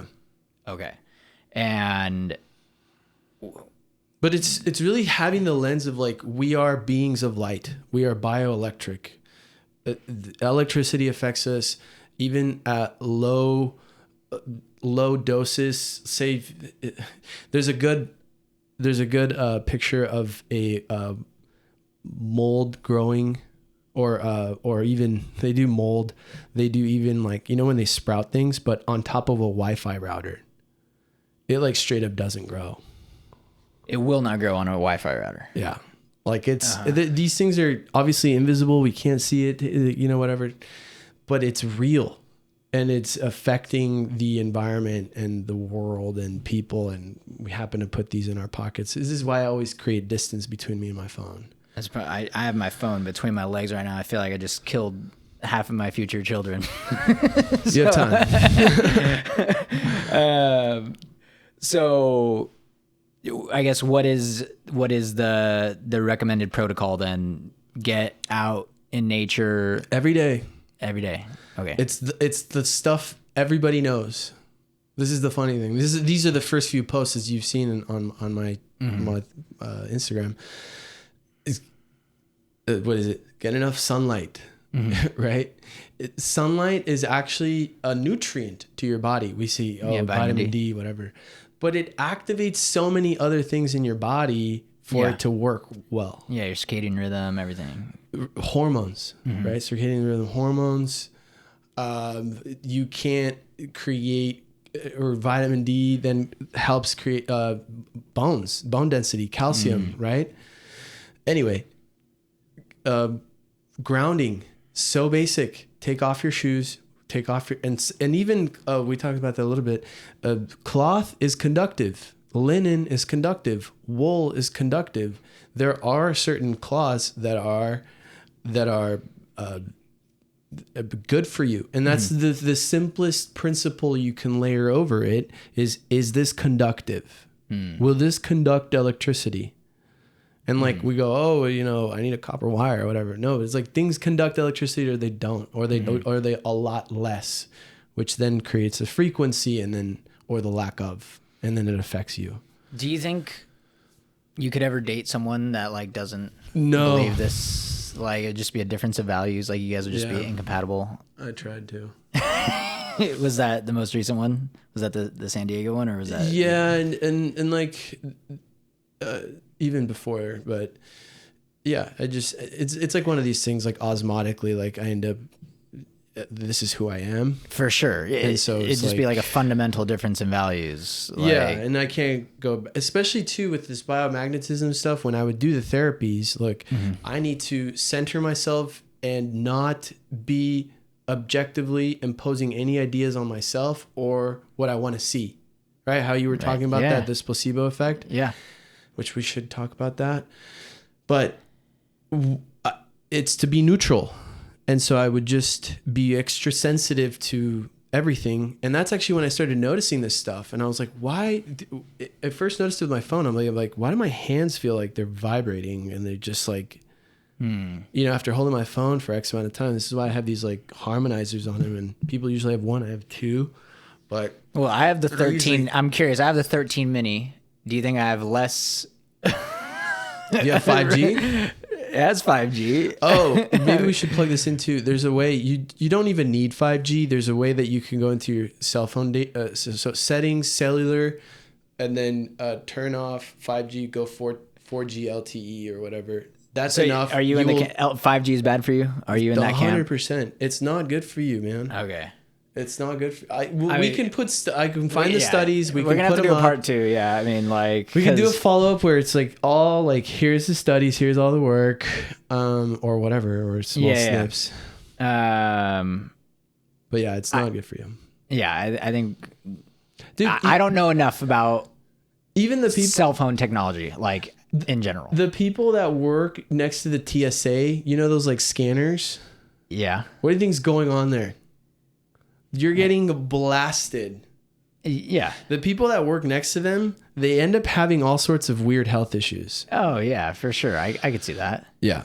So you're saying that's what's going on with like 5G and cell phone service and stuff. Right. And even the people that were putting up the 5G for a while, they were like reporting these like weird occurrences with their health and medical issues that they had later and during, after, like depending on. And you know what also plays into all of this is how intoxicated you are with heavy metals.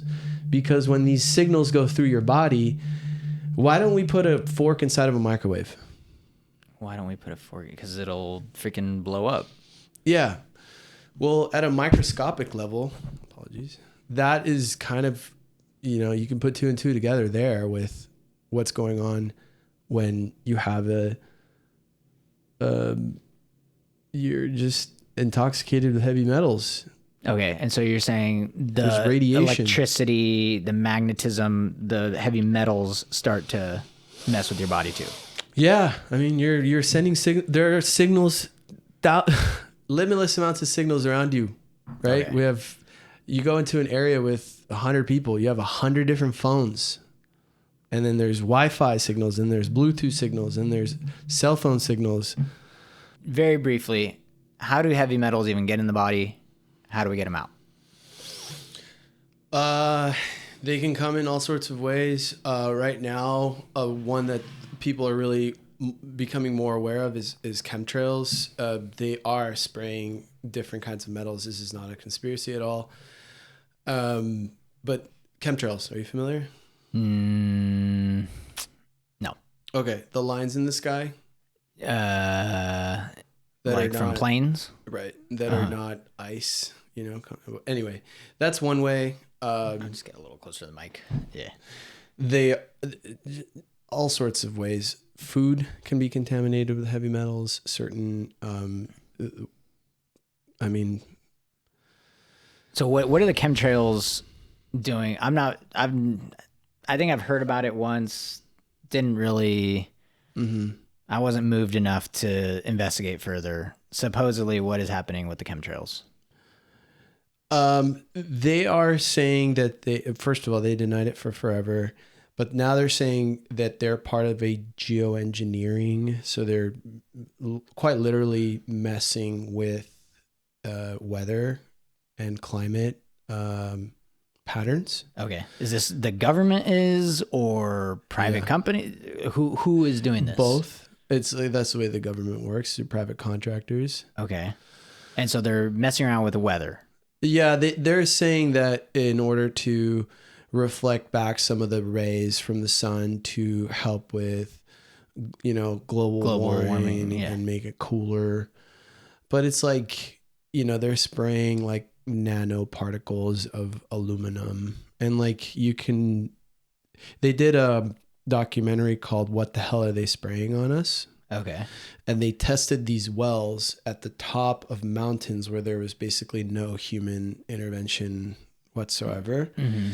And they all came back obviously like very off pure. The charts. No, and the snow too. The snow caps Like they took samples from the tops of the snow, from the well. They tested all of it, even the ground. And there was a bunch of metal. Yeah, there's nanoparticles of these metals. And the thing is, like, the intoxication, I guess this is something I definitely need to explain more deeply because it's a big issue, but it's disrupting cellular activity at a microscopic level. And so when this is like what we were talking about before, where you boil a frog slowly, but if, like these things are not going to be like, oh, one day to the next, you're like, that's it. But they just disrupt cellular activity. They stick on top of they don't maybe make it quite into the cell, or the cell has a membrane, and if it sticks to a certain point, it can't communicate, can't send out waste, it can't bring in nutrients. Okay. So it does all kinds of bad. So it's not an attack on people. You're saying it's more driven by global warming and things like that. Yeah, look, there's a way that the world will present something that is for our safety and our protection. And it even says that in scripture, like the Antichrist will come and say everything is for safety and your protection. So we need to be vigilant about some of these things and not just take things for face value. So, I mean, it's happening all over the world, you're saying? And Yeah. so no matter where you live, it's going to happen. I haven't traveled everywhere. I don't know what everything's going on, but there's a lot of people in the Western world, I would say, that are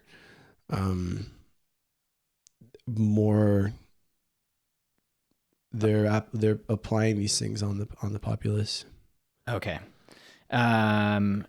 Western being also Europe and Got it. More first world, if you will. Okay. So parasites, heavy metal, mold. Let's talk about mold. Are you talking about literally mold that grows in your house, mold out and about?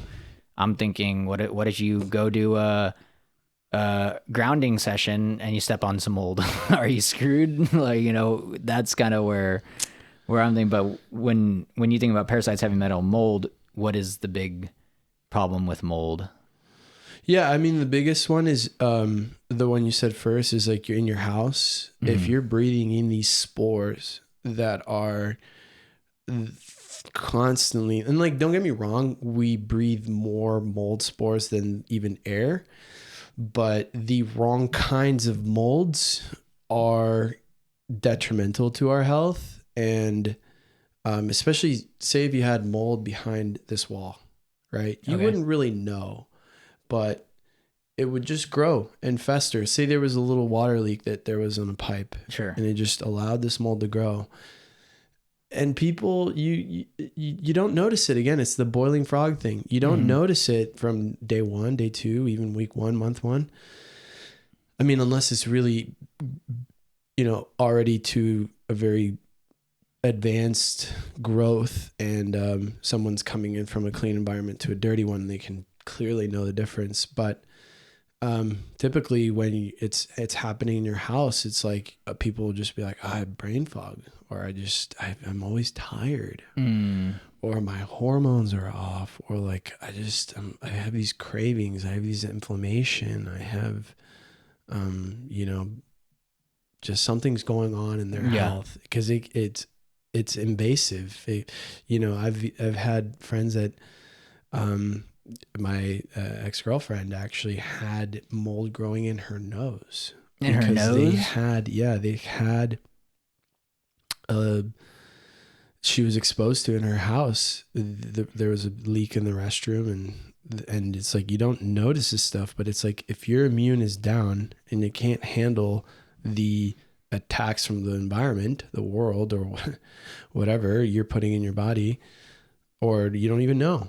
But so was she sick and she went to the doctor and they took a big old booger out with mold on it, or like what happened? No, they took a chunk out of her cartilage. It started growing into the cartilage, like of the nose. Yeah. What? I mean, okay. As far as I'm 90% sure about that. Do you mind me? I don't know your partying history, but would she do No. drugs or cocaine? Like, No, she no. wasn't snorting any stuff? Because I've heard those stories of people who do a lot of coke Yeah. getting holes in their cartilage. I would say, okay, Yeah. maybe it's more derived from that, No. but nothing like Zero. that. Yeah. Okay. Wow. So It's the silent killer, man. They say it's like, and I'm going to put more information out on this because people should get, if there is something that they don't know what is the problem in their life, and they should get their area tested, or also aware if there's a specific sneeze or cough that they only get in certain areas. And this is literally talking about certain environments. So like if you're going to a certain space at work, if you're going, and you can smell it too. Like say you go into some janitor room, it's very humid in there. There's different shenanigans going on. You can smell something different, right?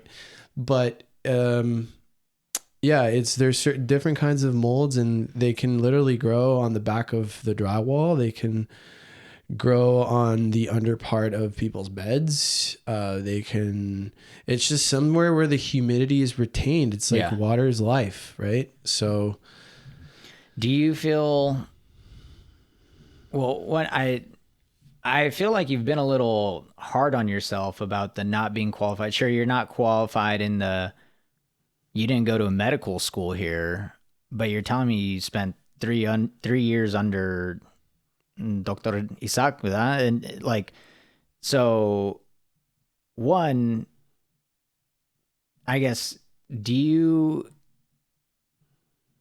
feel like, I guess, why don't you feel qualified to talk about this stuff given you did 3 years? Or is it, what, because there's people who only have a master's in public health. That's only 2 years, and it's a good point.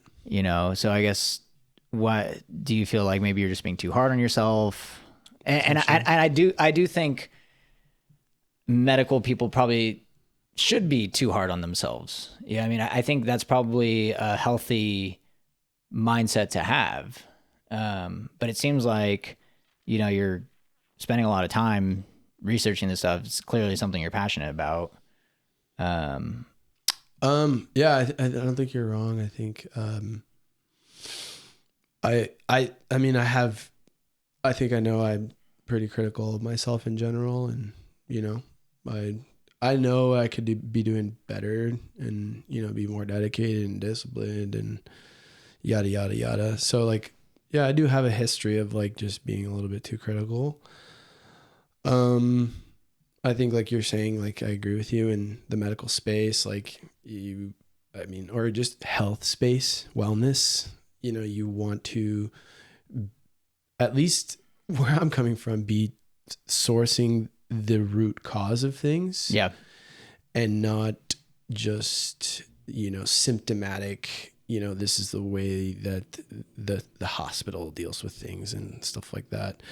And I think that the more I know I don't know. And you start to go down all these trails, and I'm like, I'm not an expert in all of them, or even maybe not a lot of them, but like I know enough about a lot of things to connect and be like, hey, this is actually where the principles are. And then I just go back to the Bible and I connect the truth from there, because the Bible ultimately is like, it's such a timeless book, and it's a book full of wisdom and knowledge and celestial understanding if you're able to discern it. And so I go back to the Bible because it tells you stuff that's maybe overlooked by most, but that's one of the biggest things. It's like, hey, we're electrical beings. What do you think has been the number one passage from the Bible that has inspired work, or just, has amazed you the most? Do you feel like there's any particular passages that tie into this work that you've been doing that has been a kind of a driving force for it, or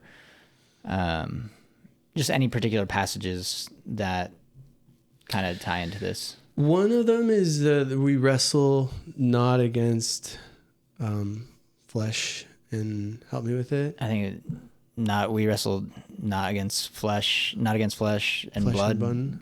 but yeah. I think it might be flesh and blood. Yeah. But against the spirit. Yeah. So that's one of the biggest ones. And then the story of Genesis, how things were created, because it just grounds everything. Mm-hmm. On the first day, God created. Just the story in general. Mm-hmm. What would you say to the person that is like a very much in the grounding camp? They believe everything that, hey, body earth connection, dude, I'm on board with that. But that Jesus stuff, get that away from me. I don't need any of that. Or, what would you say to that person? I would say that's a great question. Because I think there are a lot of people out there like that. I've seen a lot of people online that believe in Mother Nature. You need to get connected to Mother Nature. It will help you reset, blah, blah, blah, blah. I've seen I see. There's a lot of those people that are preaching similar concepts, but they're not being derived from the Bible. So what would you say to that person?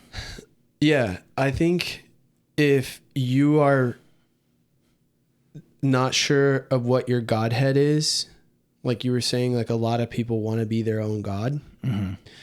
There is a hierarchy to everything. And if you don't have God at the top of it, you will put something else there. Like everybody, we're instruments of worship. We are going to worship something. And this is why we follow things online and follow people and celebrities, blah, blah, blah. But it's like, and then you get influenced by those people, right? Mm-hmm. So if you don't put God at the top and you don't get influenced by him, you will replace it, and people end up studying people end up worshiping the mechanisms versus the creator. So what I mean with that is they lean more pagan, which means to worship the creation, not the creator. Yeah. And I think that's where I would say directly to the, new age and spiritual and like, hippie and grounding and all that. Like, if you don't have God to give you the guidance of like why that is true and it makes, perfect sense, then you will make that practice or being spiritual your own God. Yeah. Right? Yeah. Where you then is all about you. Mm-hmm. And you become God. You decide. Yeah. You're deciding, which is, it's kind of a lot to ask for a person that was born into this world. You are clearly not God. Mm-hmm. You need God to guide you and to find the truth. To somebody that the Jesus stuff is whatever. It's like, look harder, because it's like, it's the most impactful person in the history of all time. Yeah. We measure our days based on his death. 2025 AD. Well, I think based on when he was born, right? Because I think he died in the year 33. So it's when he's born? I think it's when he's born. There you go.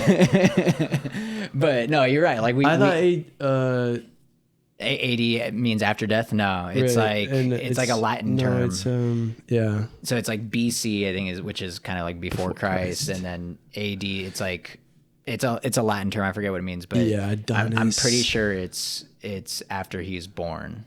Yeah, and so like the year 30 is when he started his ministry. Mm-hmm. I could be wrong. It is. I'm pretty sure. But no, I think that's a really good point, that at the end of the day, everyone has a God, whether they realize it or not.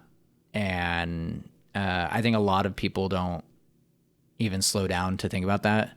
I think the Mother Nature hippie guru type guy who is maybe down for body and earth connection and grounding and those things, but not down for Jesus, like he is subtly kind of created his own God.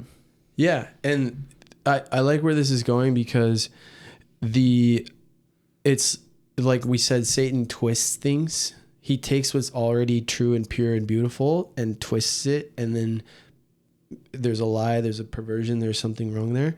And it's like, that's where it could start with certain people. It's like, oh, I want to get connected to Earth, to nature, to vibrate, like it's like, that's the mechanism by which things happen. But that isn't like the God of things, right? Yeah.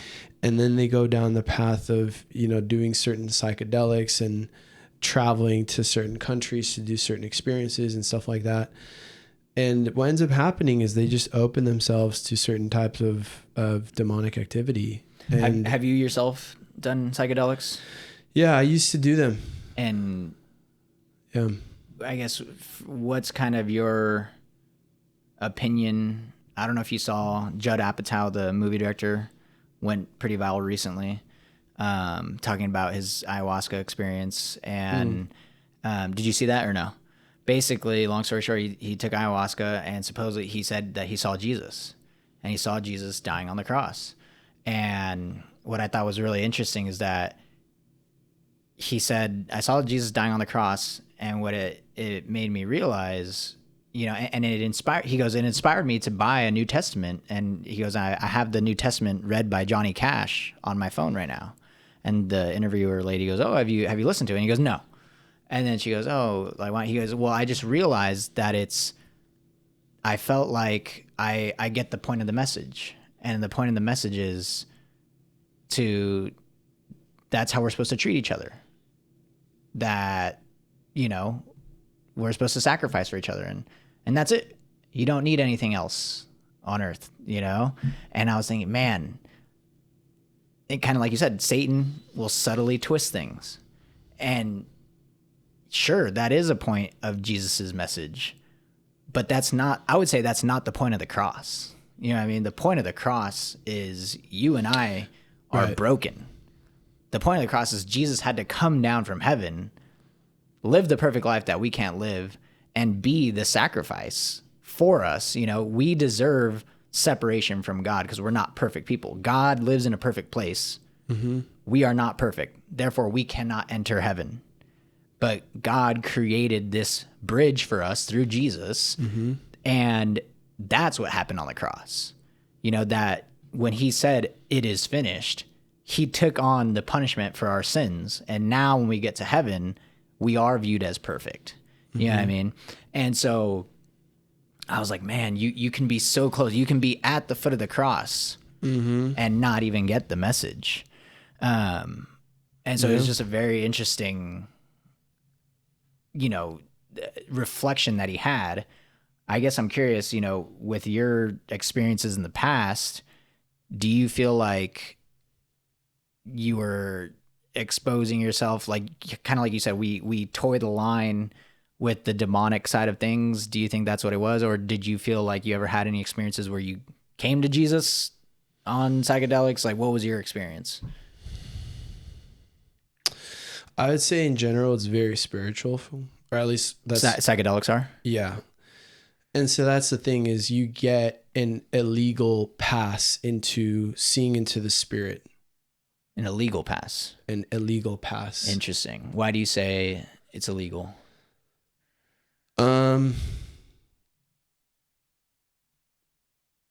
You are supposed to be of a sober mind. Mm-hmm. So, and the things that can, and I literally, had encounters with, like I did, different kinds of psychedelics, but then went up to DMT, and I was like, there's a spirit approaching me, and I can see her. Also, are you fine with me putting this out there if you don't want That's this? Fine. Oh, okay. And so you felt when you did DMT, there was a negative spirit, or was it friendly? I always think of the verse that Satan masquerades himself as an angel of light. I just knew it was not good. You just knew? Yeah. I just knew it wasn't good. Because, like, that's not, it's, if there was a realm of possibility for a good spirit or a bad spirit to come to you, why do you need drugs? Exactly. During a psychedelic experience, which one is more likely? And even if it appeared good, I just knew it wasn't because of what I was doing. So deep down inside, you had the conviction Yeah. that what you were doing was wrong. You knew, Right. hey, I'm going to go do these psychedelics, but deep down inside, you knew. I wanted to experiment. For sure. Yeah.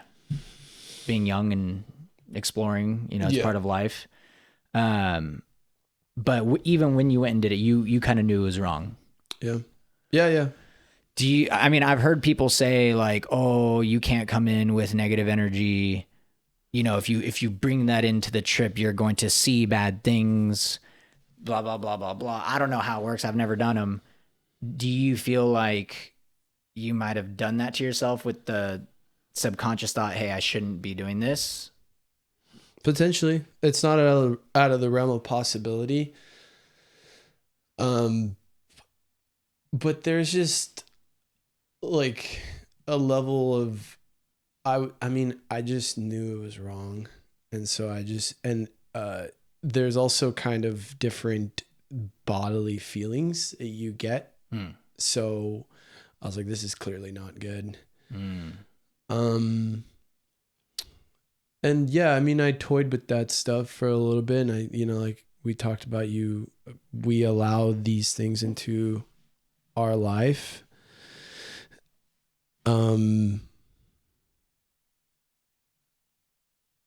They are intense experiences. This is where I used to even sort of, I wouldn't recommend them, but like you're saying, like these bad trips are generally more productive than good ones.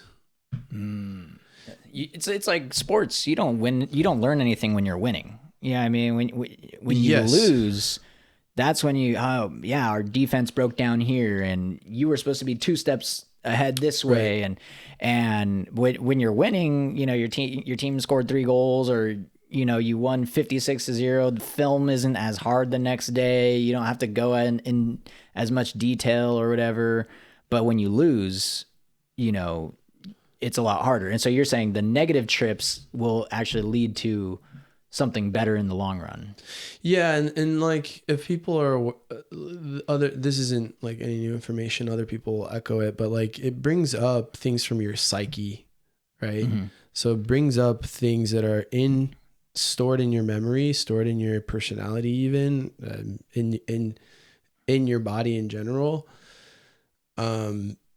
And it will bring them up. And if they were undealt with, this is where people have like, very positive experiences, and they're like, oh, help me get over this, because, I didn't realize I had this trauma that I was hiding from myself since the age of whatever. And like, I brought it up, and I really, just cried through it or whatever.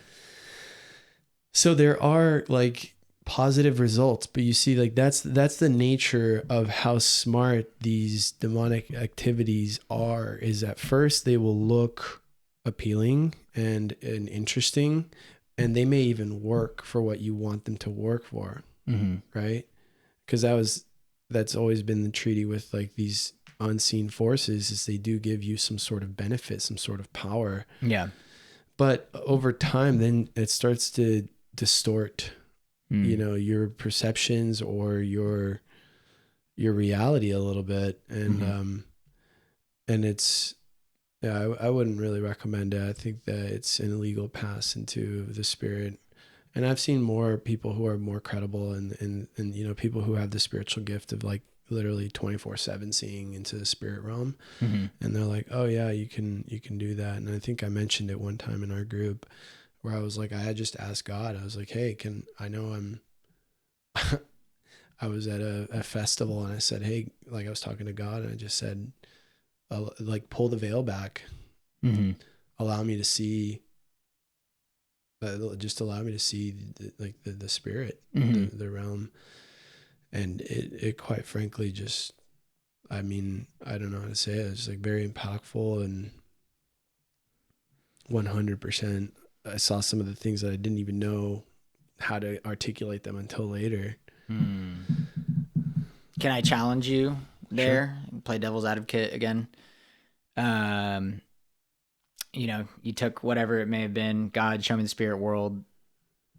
That also happens to be the time when it starts to kick in and you're imagining things or you're seeing things No, this is already way past that. Oh, I was in the setting where I knew there was demons. Oh, okay. So you were sober at this time. I wouldn't say 100% sober, but I was definitely not on like a peak experience, if you will. Okay. Okay. It's a festival called Lightning in a Bottle. This was many years ago, and it's a 24/7 festival. It doesn't sleep. Sounds awful. Yeah. Well, if you want to go sleep, you go sleep. But like Yeah. the area stays alive for 5 days, 6 days, something like that. And so it was like in the middle of the night, and it was already like What day was this? like date or day. Day, like was it day 3? I mean, Yeah, do you think it's something like possible that. like it was just hallucination? Like you hadn't slept for 3 days and No, because there was different things that I saw that I'm like, oh, that's what that was now. And like there were, and I remember the moment it happened. I was with the girl I was with at the time, and it like this was insane experience. Like I can't even logically explain it, but the entire festival's lights went out for like 15, 20 seconds. And then I was like, what the heck is going on? And then all of a sudden it just like was like it was like almost like I was hearing like a circus turn on. And then that's when I had this experience. The girl I was with at the time couldn't see anything, but she could feel what was like. and she would vouch for that. Yeah. Because we immediately were like, we got to go to bed. Like, we got to go. This is insane. Like, literally, and the moment it happened too. And did you tell her, "Hey, I'm seeing these things. Do you see this?" Or I kept asking her, I'm like, are you seeing this? Like, are you kidding me? Like, I was. What's I an example? What did you see? Yeah. So immediately after, this is going to sound strange, but the lights came back on, and everybody at that point, I could see the body, but I could also see the demons on them, through them, playing with them. And for a split second, they could see that I could see them. And they all looked at me at the same time. Like it was like, he's aware of us kind of thing. And then they went back to toying with the human that they were toying with. And they were like, it was different kinds. They were on them. Like, it was just, I was like, all right. At that point, I was like, all right, her name is Chantel. I was like, we gotta go. We gotta go. We were walking too. And there was like this kind of moaning, yelling, like people were just being tortured. And it was like, even, I don't know. And what I really interestingly knew that I was like, all right, I'm being protected, was we were walking by somebody and there was a path that was just like, you walk through this, like at the time it was Lake San Antonio and it didn't have any water. So it was like during this like California dry spell thing. We're going down this path and we have to get to this path to go to the campsites. And there's this like almost like witchy looking person with tons and tons of coats on. There's a witchy. Yeah, there's this person that I could just best describe as like, I'm like, I just know you're a witch. And she wasn't even facing me. Like, I just felt the energy. I'm like, you're a witch. With tons and tons of coats on. And there was a guy that was walking next to her. And I was like, is this not the weirdest thing? And that, the girl I was with, she could see that because I wasn't necessarily a demon. But it was a person with like their leg like trailing to the side. And then they're just like hobbling along forward. And I was like, dude, that is weird. I feel like that person's under some sort of spell. Like they're just like a slave. And I was like, all right, the righteous are as bold as the lion. We got to walk through this. And as soon as we walked sort of near them, within like 10, 20 feet or so, the guy like snapped out of it, walked normal. I was like, okay, we're being protected through this, but we got to get out of here. Wow. And like, And what was your girlfriend's? Was she a Christian too, or She was becoming Christian. She was born Mormon or in the Mormon faith. Becoming Christian. And so she was open to the concept of a spirit world and things like that. But she was like, she can feel it in her loins. And yeah, even walking towards like the campsite, getting away from like the stages and the booths and this other stuff going on, like walking towards this. I mean, there's different things I saw, at least that this I would call the dismembered spirits.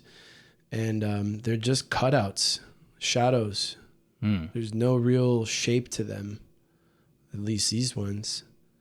And I know it sounds weird, but it's like, and then just eyes. So they weren't very big. They were just small. Those ones were huge. Oh, the ones that were on the people. Those were smaller. Those look like little, I don't know, like gremlins almost. Got it. They were just toying with the 2 or 3 at a time with people, and it was just like they were just toying with them. Wow. You know, I don't know. It's like the way I think about these things now is like, you know, when people black out or whatever, your spirit is like in control, or like a demon is in control of you at that point. Yeah.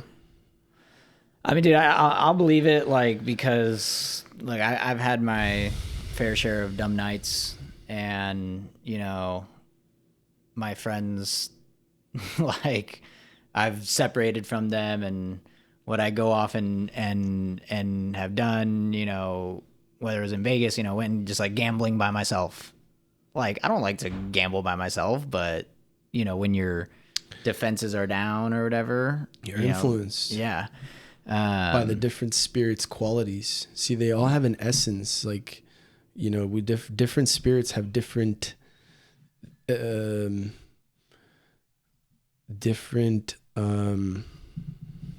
mechanism almost. Yeah, like there's the spirit of lust, right? We got Jezebel. We got the spirit of greed, Abaddon. There's different principalities that are the hierarchies. These are, I mean, I believe those were to be the fallen angels that were higher ranking. Yeah. Where in the Bible is like the spirit of lust? Like I've heard Jezebel's spirit. Is that in the Bible? Yeah, like in certain part, like I find the Bible to be, this is more on the, like you can say the historical or the apocryphas, but specifically speaking, the 3 books that Solomon wrote that didn't make it into the Bible, which is I think the Testament of Solomon. And then this goes into some things that I'm like, you know, I'm piggybacking on somebody else's knowledge here. Yeah, sure. But there's actually a really good podcast called The Deep End with Taylor Welsh, and he has some really good guests, and one of them is a dedicated like guy that does this, and he reads all this, and I'm like, that explained a lot. Interesting. But he talks about how you know how Solomon was able to like summon demons and interview them. I don't remember that. I mean, I'm actually working through like 1st and 2nd Kings right now, so I'm gonna have to. Yeah. Because like you know how, I mean, Solomon's life didn't end the best. He was full of, I mean, he ended up worshiping other gods. But because of the women wanted him to worship that. Dude, well, I just finished like David. His wives, I should say. Yeah, but dude, I think for anyone who has not read like David's story, it's like straight up Game of Thrones, dude. It is like he had to go to war against one of his own sons. He had to kill him eventually. Like he was eventually like killed. It's literally like Game of Thrones status. As I was reading it, I was just like blown, dude. I was just sucked in and just wanted to like read more and more and more and You're like, this is the best novel, dude. The story of David is insane. Like, not just David and Goliath, like obviously that's such a great start, you know, but what the story becomes is, you know, I felt like I was reading Game of Thrones. Which is where, anecdotally, I see a bunch of movies really popular in today's world that just come from the Bible. It's the Bible remixed. Dude, 100%. And, you know, one of my buddies, Tyler, who was on last, once he said this, I can't unhear it. You know, he goes, every self-help book is a watered down version of the Bible. I couldn't agree more.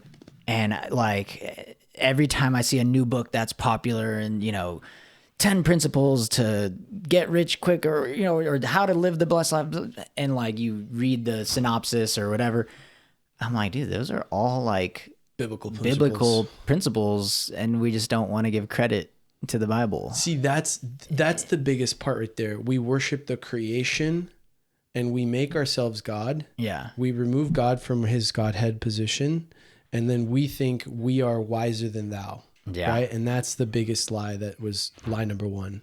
Dude, 100%. 100%. Well, dude, I know we've gone on some crazy twists and turns. Is there anything that you feel like we haven't talked about that you want to make sure our listeners listen to? Yeah, I would just say pray, repent, read your Bible, get close to God, ask for wisdom, learn from everything, whether it's what to do, what not to do, and stay vigilant. Amen, brother. Amen. Well, yeah, man, I feel like there's a lot of things that we touched the surface on that we could have easily gone into a whole nother hour. And, you know, I know we kind of talked about too, like the Dr. Greenberg, for those of you guys who haven't watched that Netflix documentary about Dr. Greenberg, type it in, healing guy in Mexico working with shamans and stuff out there, all of a sudden goes missing. But I feel like we got to kind of do a part 2 maybe down the road, and maybe dive deeper into some of these specific healing elements and shamans and stuff like that. Because, you know, I do think there is a whole spiritual side of healing and stuff that the world, especially the Western world, doesn't want to acknowledge. You know, how it ties into the Bible, and I honestly don't know, you know. I mean, not to go super deep on it, but it's like the world wants you to focus only on what you can see. 100%. And, you know, the only things that, it's like you go to a doctor and they try to figure out what's wrong with you. It's like they're just testing the things that they can see. But how often do they ask you, you know, what are you doing? Right. In a full interview of how you are as a person. 100%. Yeah. Well, dude, I appreciate you coming on, man. And I'm looking forward to the future one, and it'll be good, man. So really appreciate you coming over. Thanks for having me. I appreciate it. Very, very grateful. We'll have all of his links in the bio or in the description. Instagram is the main one right now. The best one to find you? Yeah, Instagram. Okay.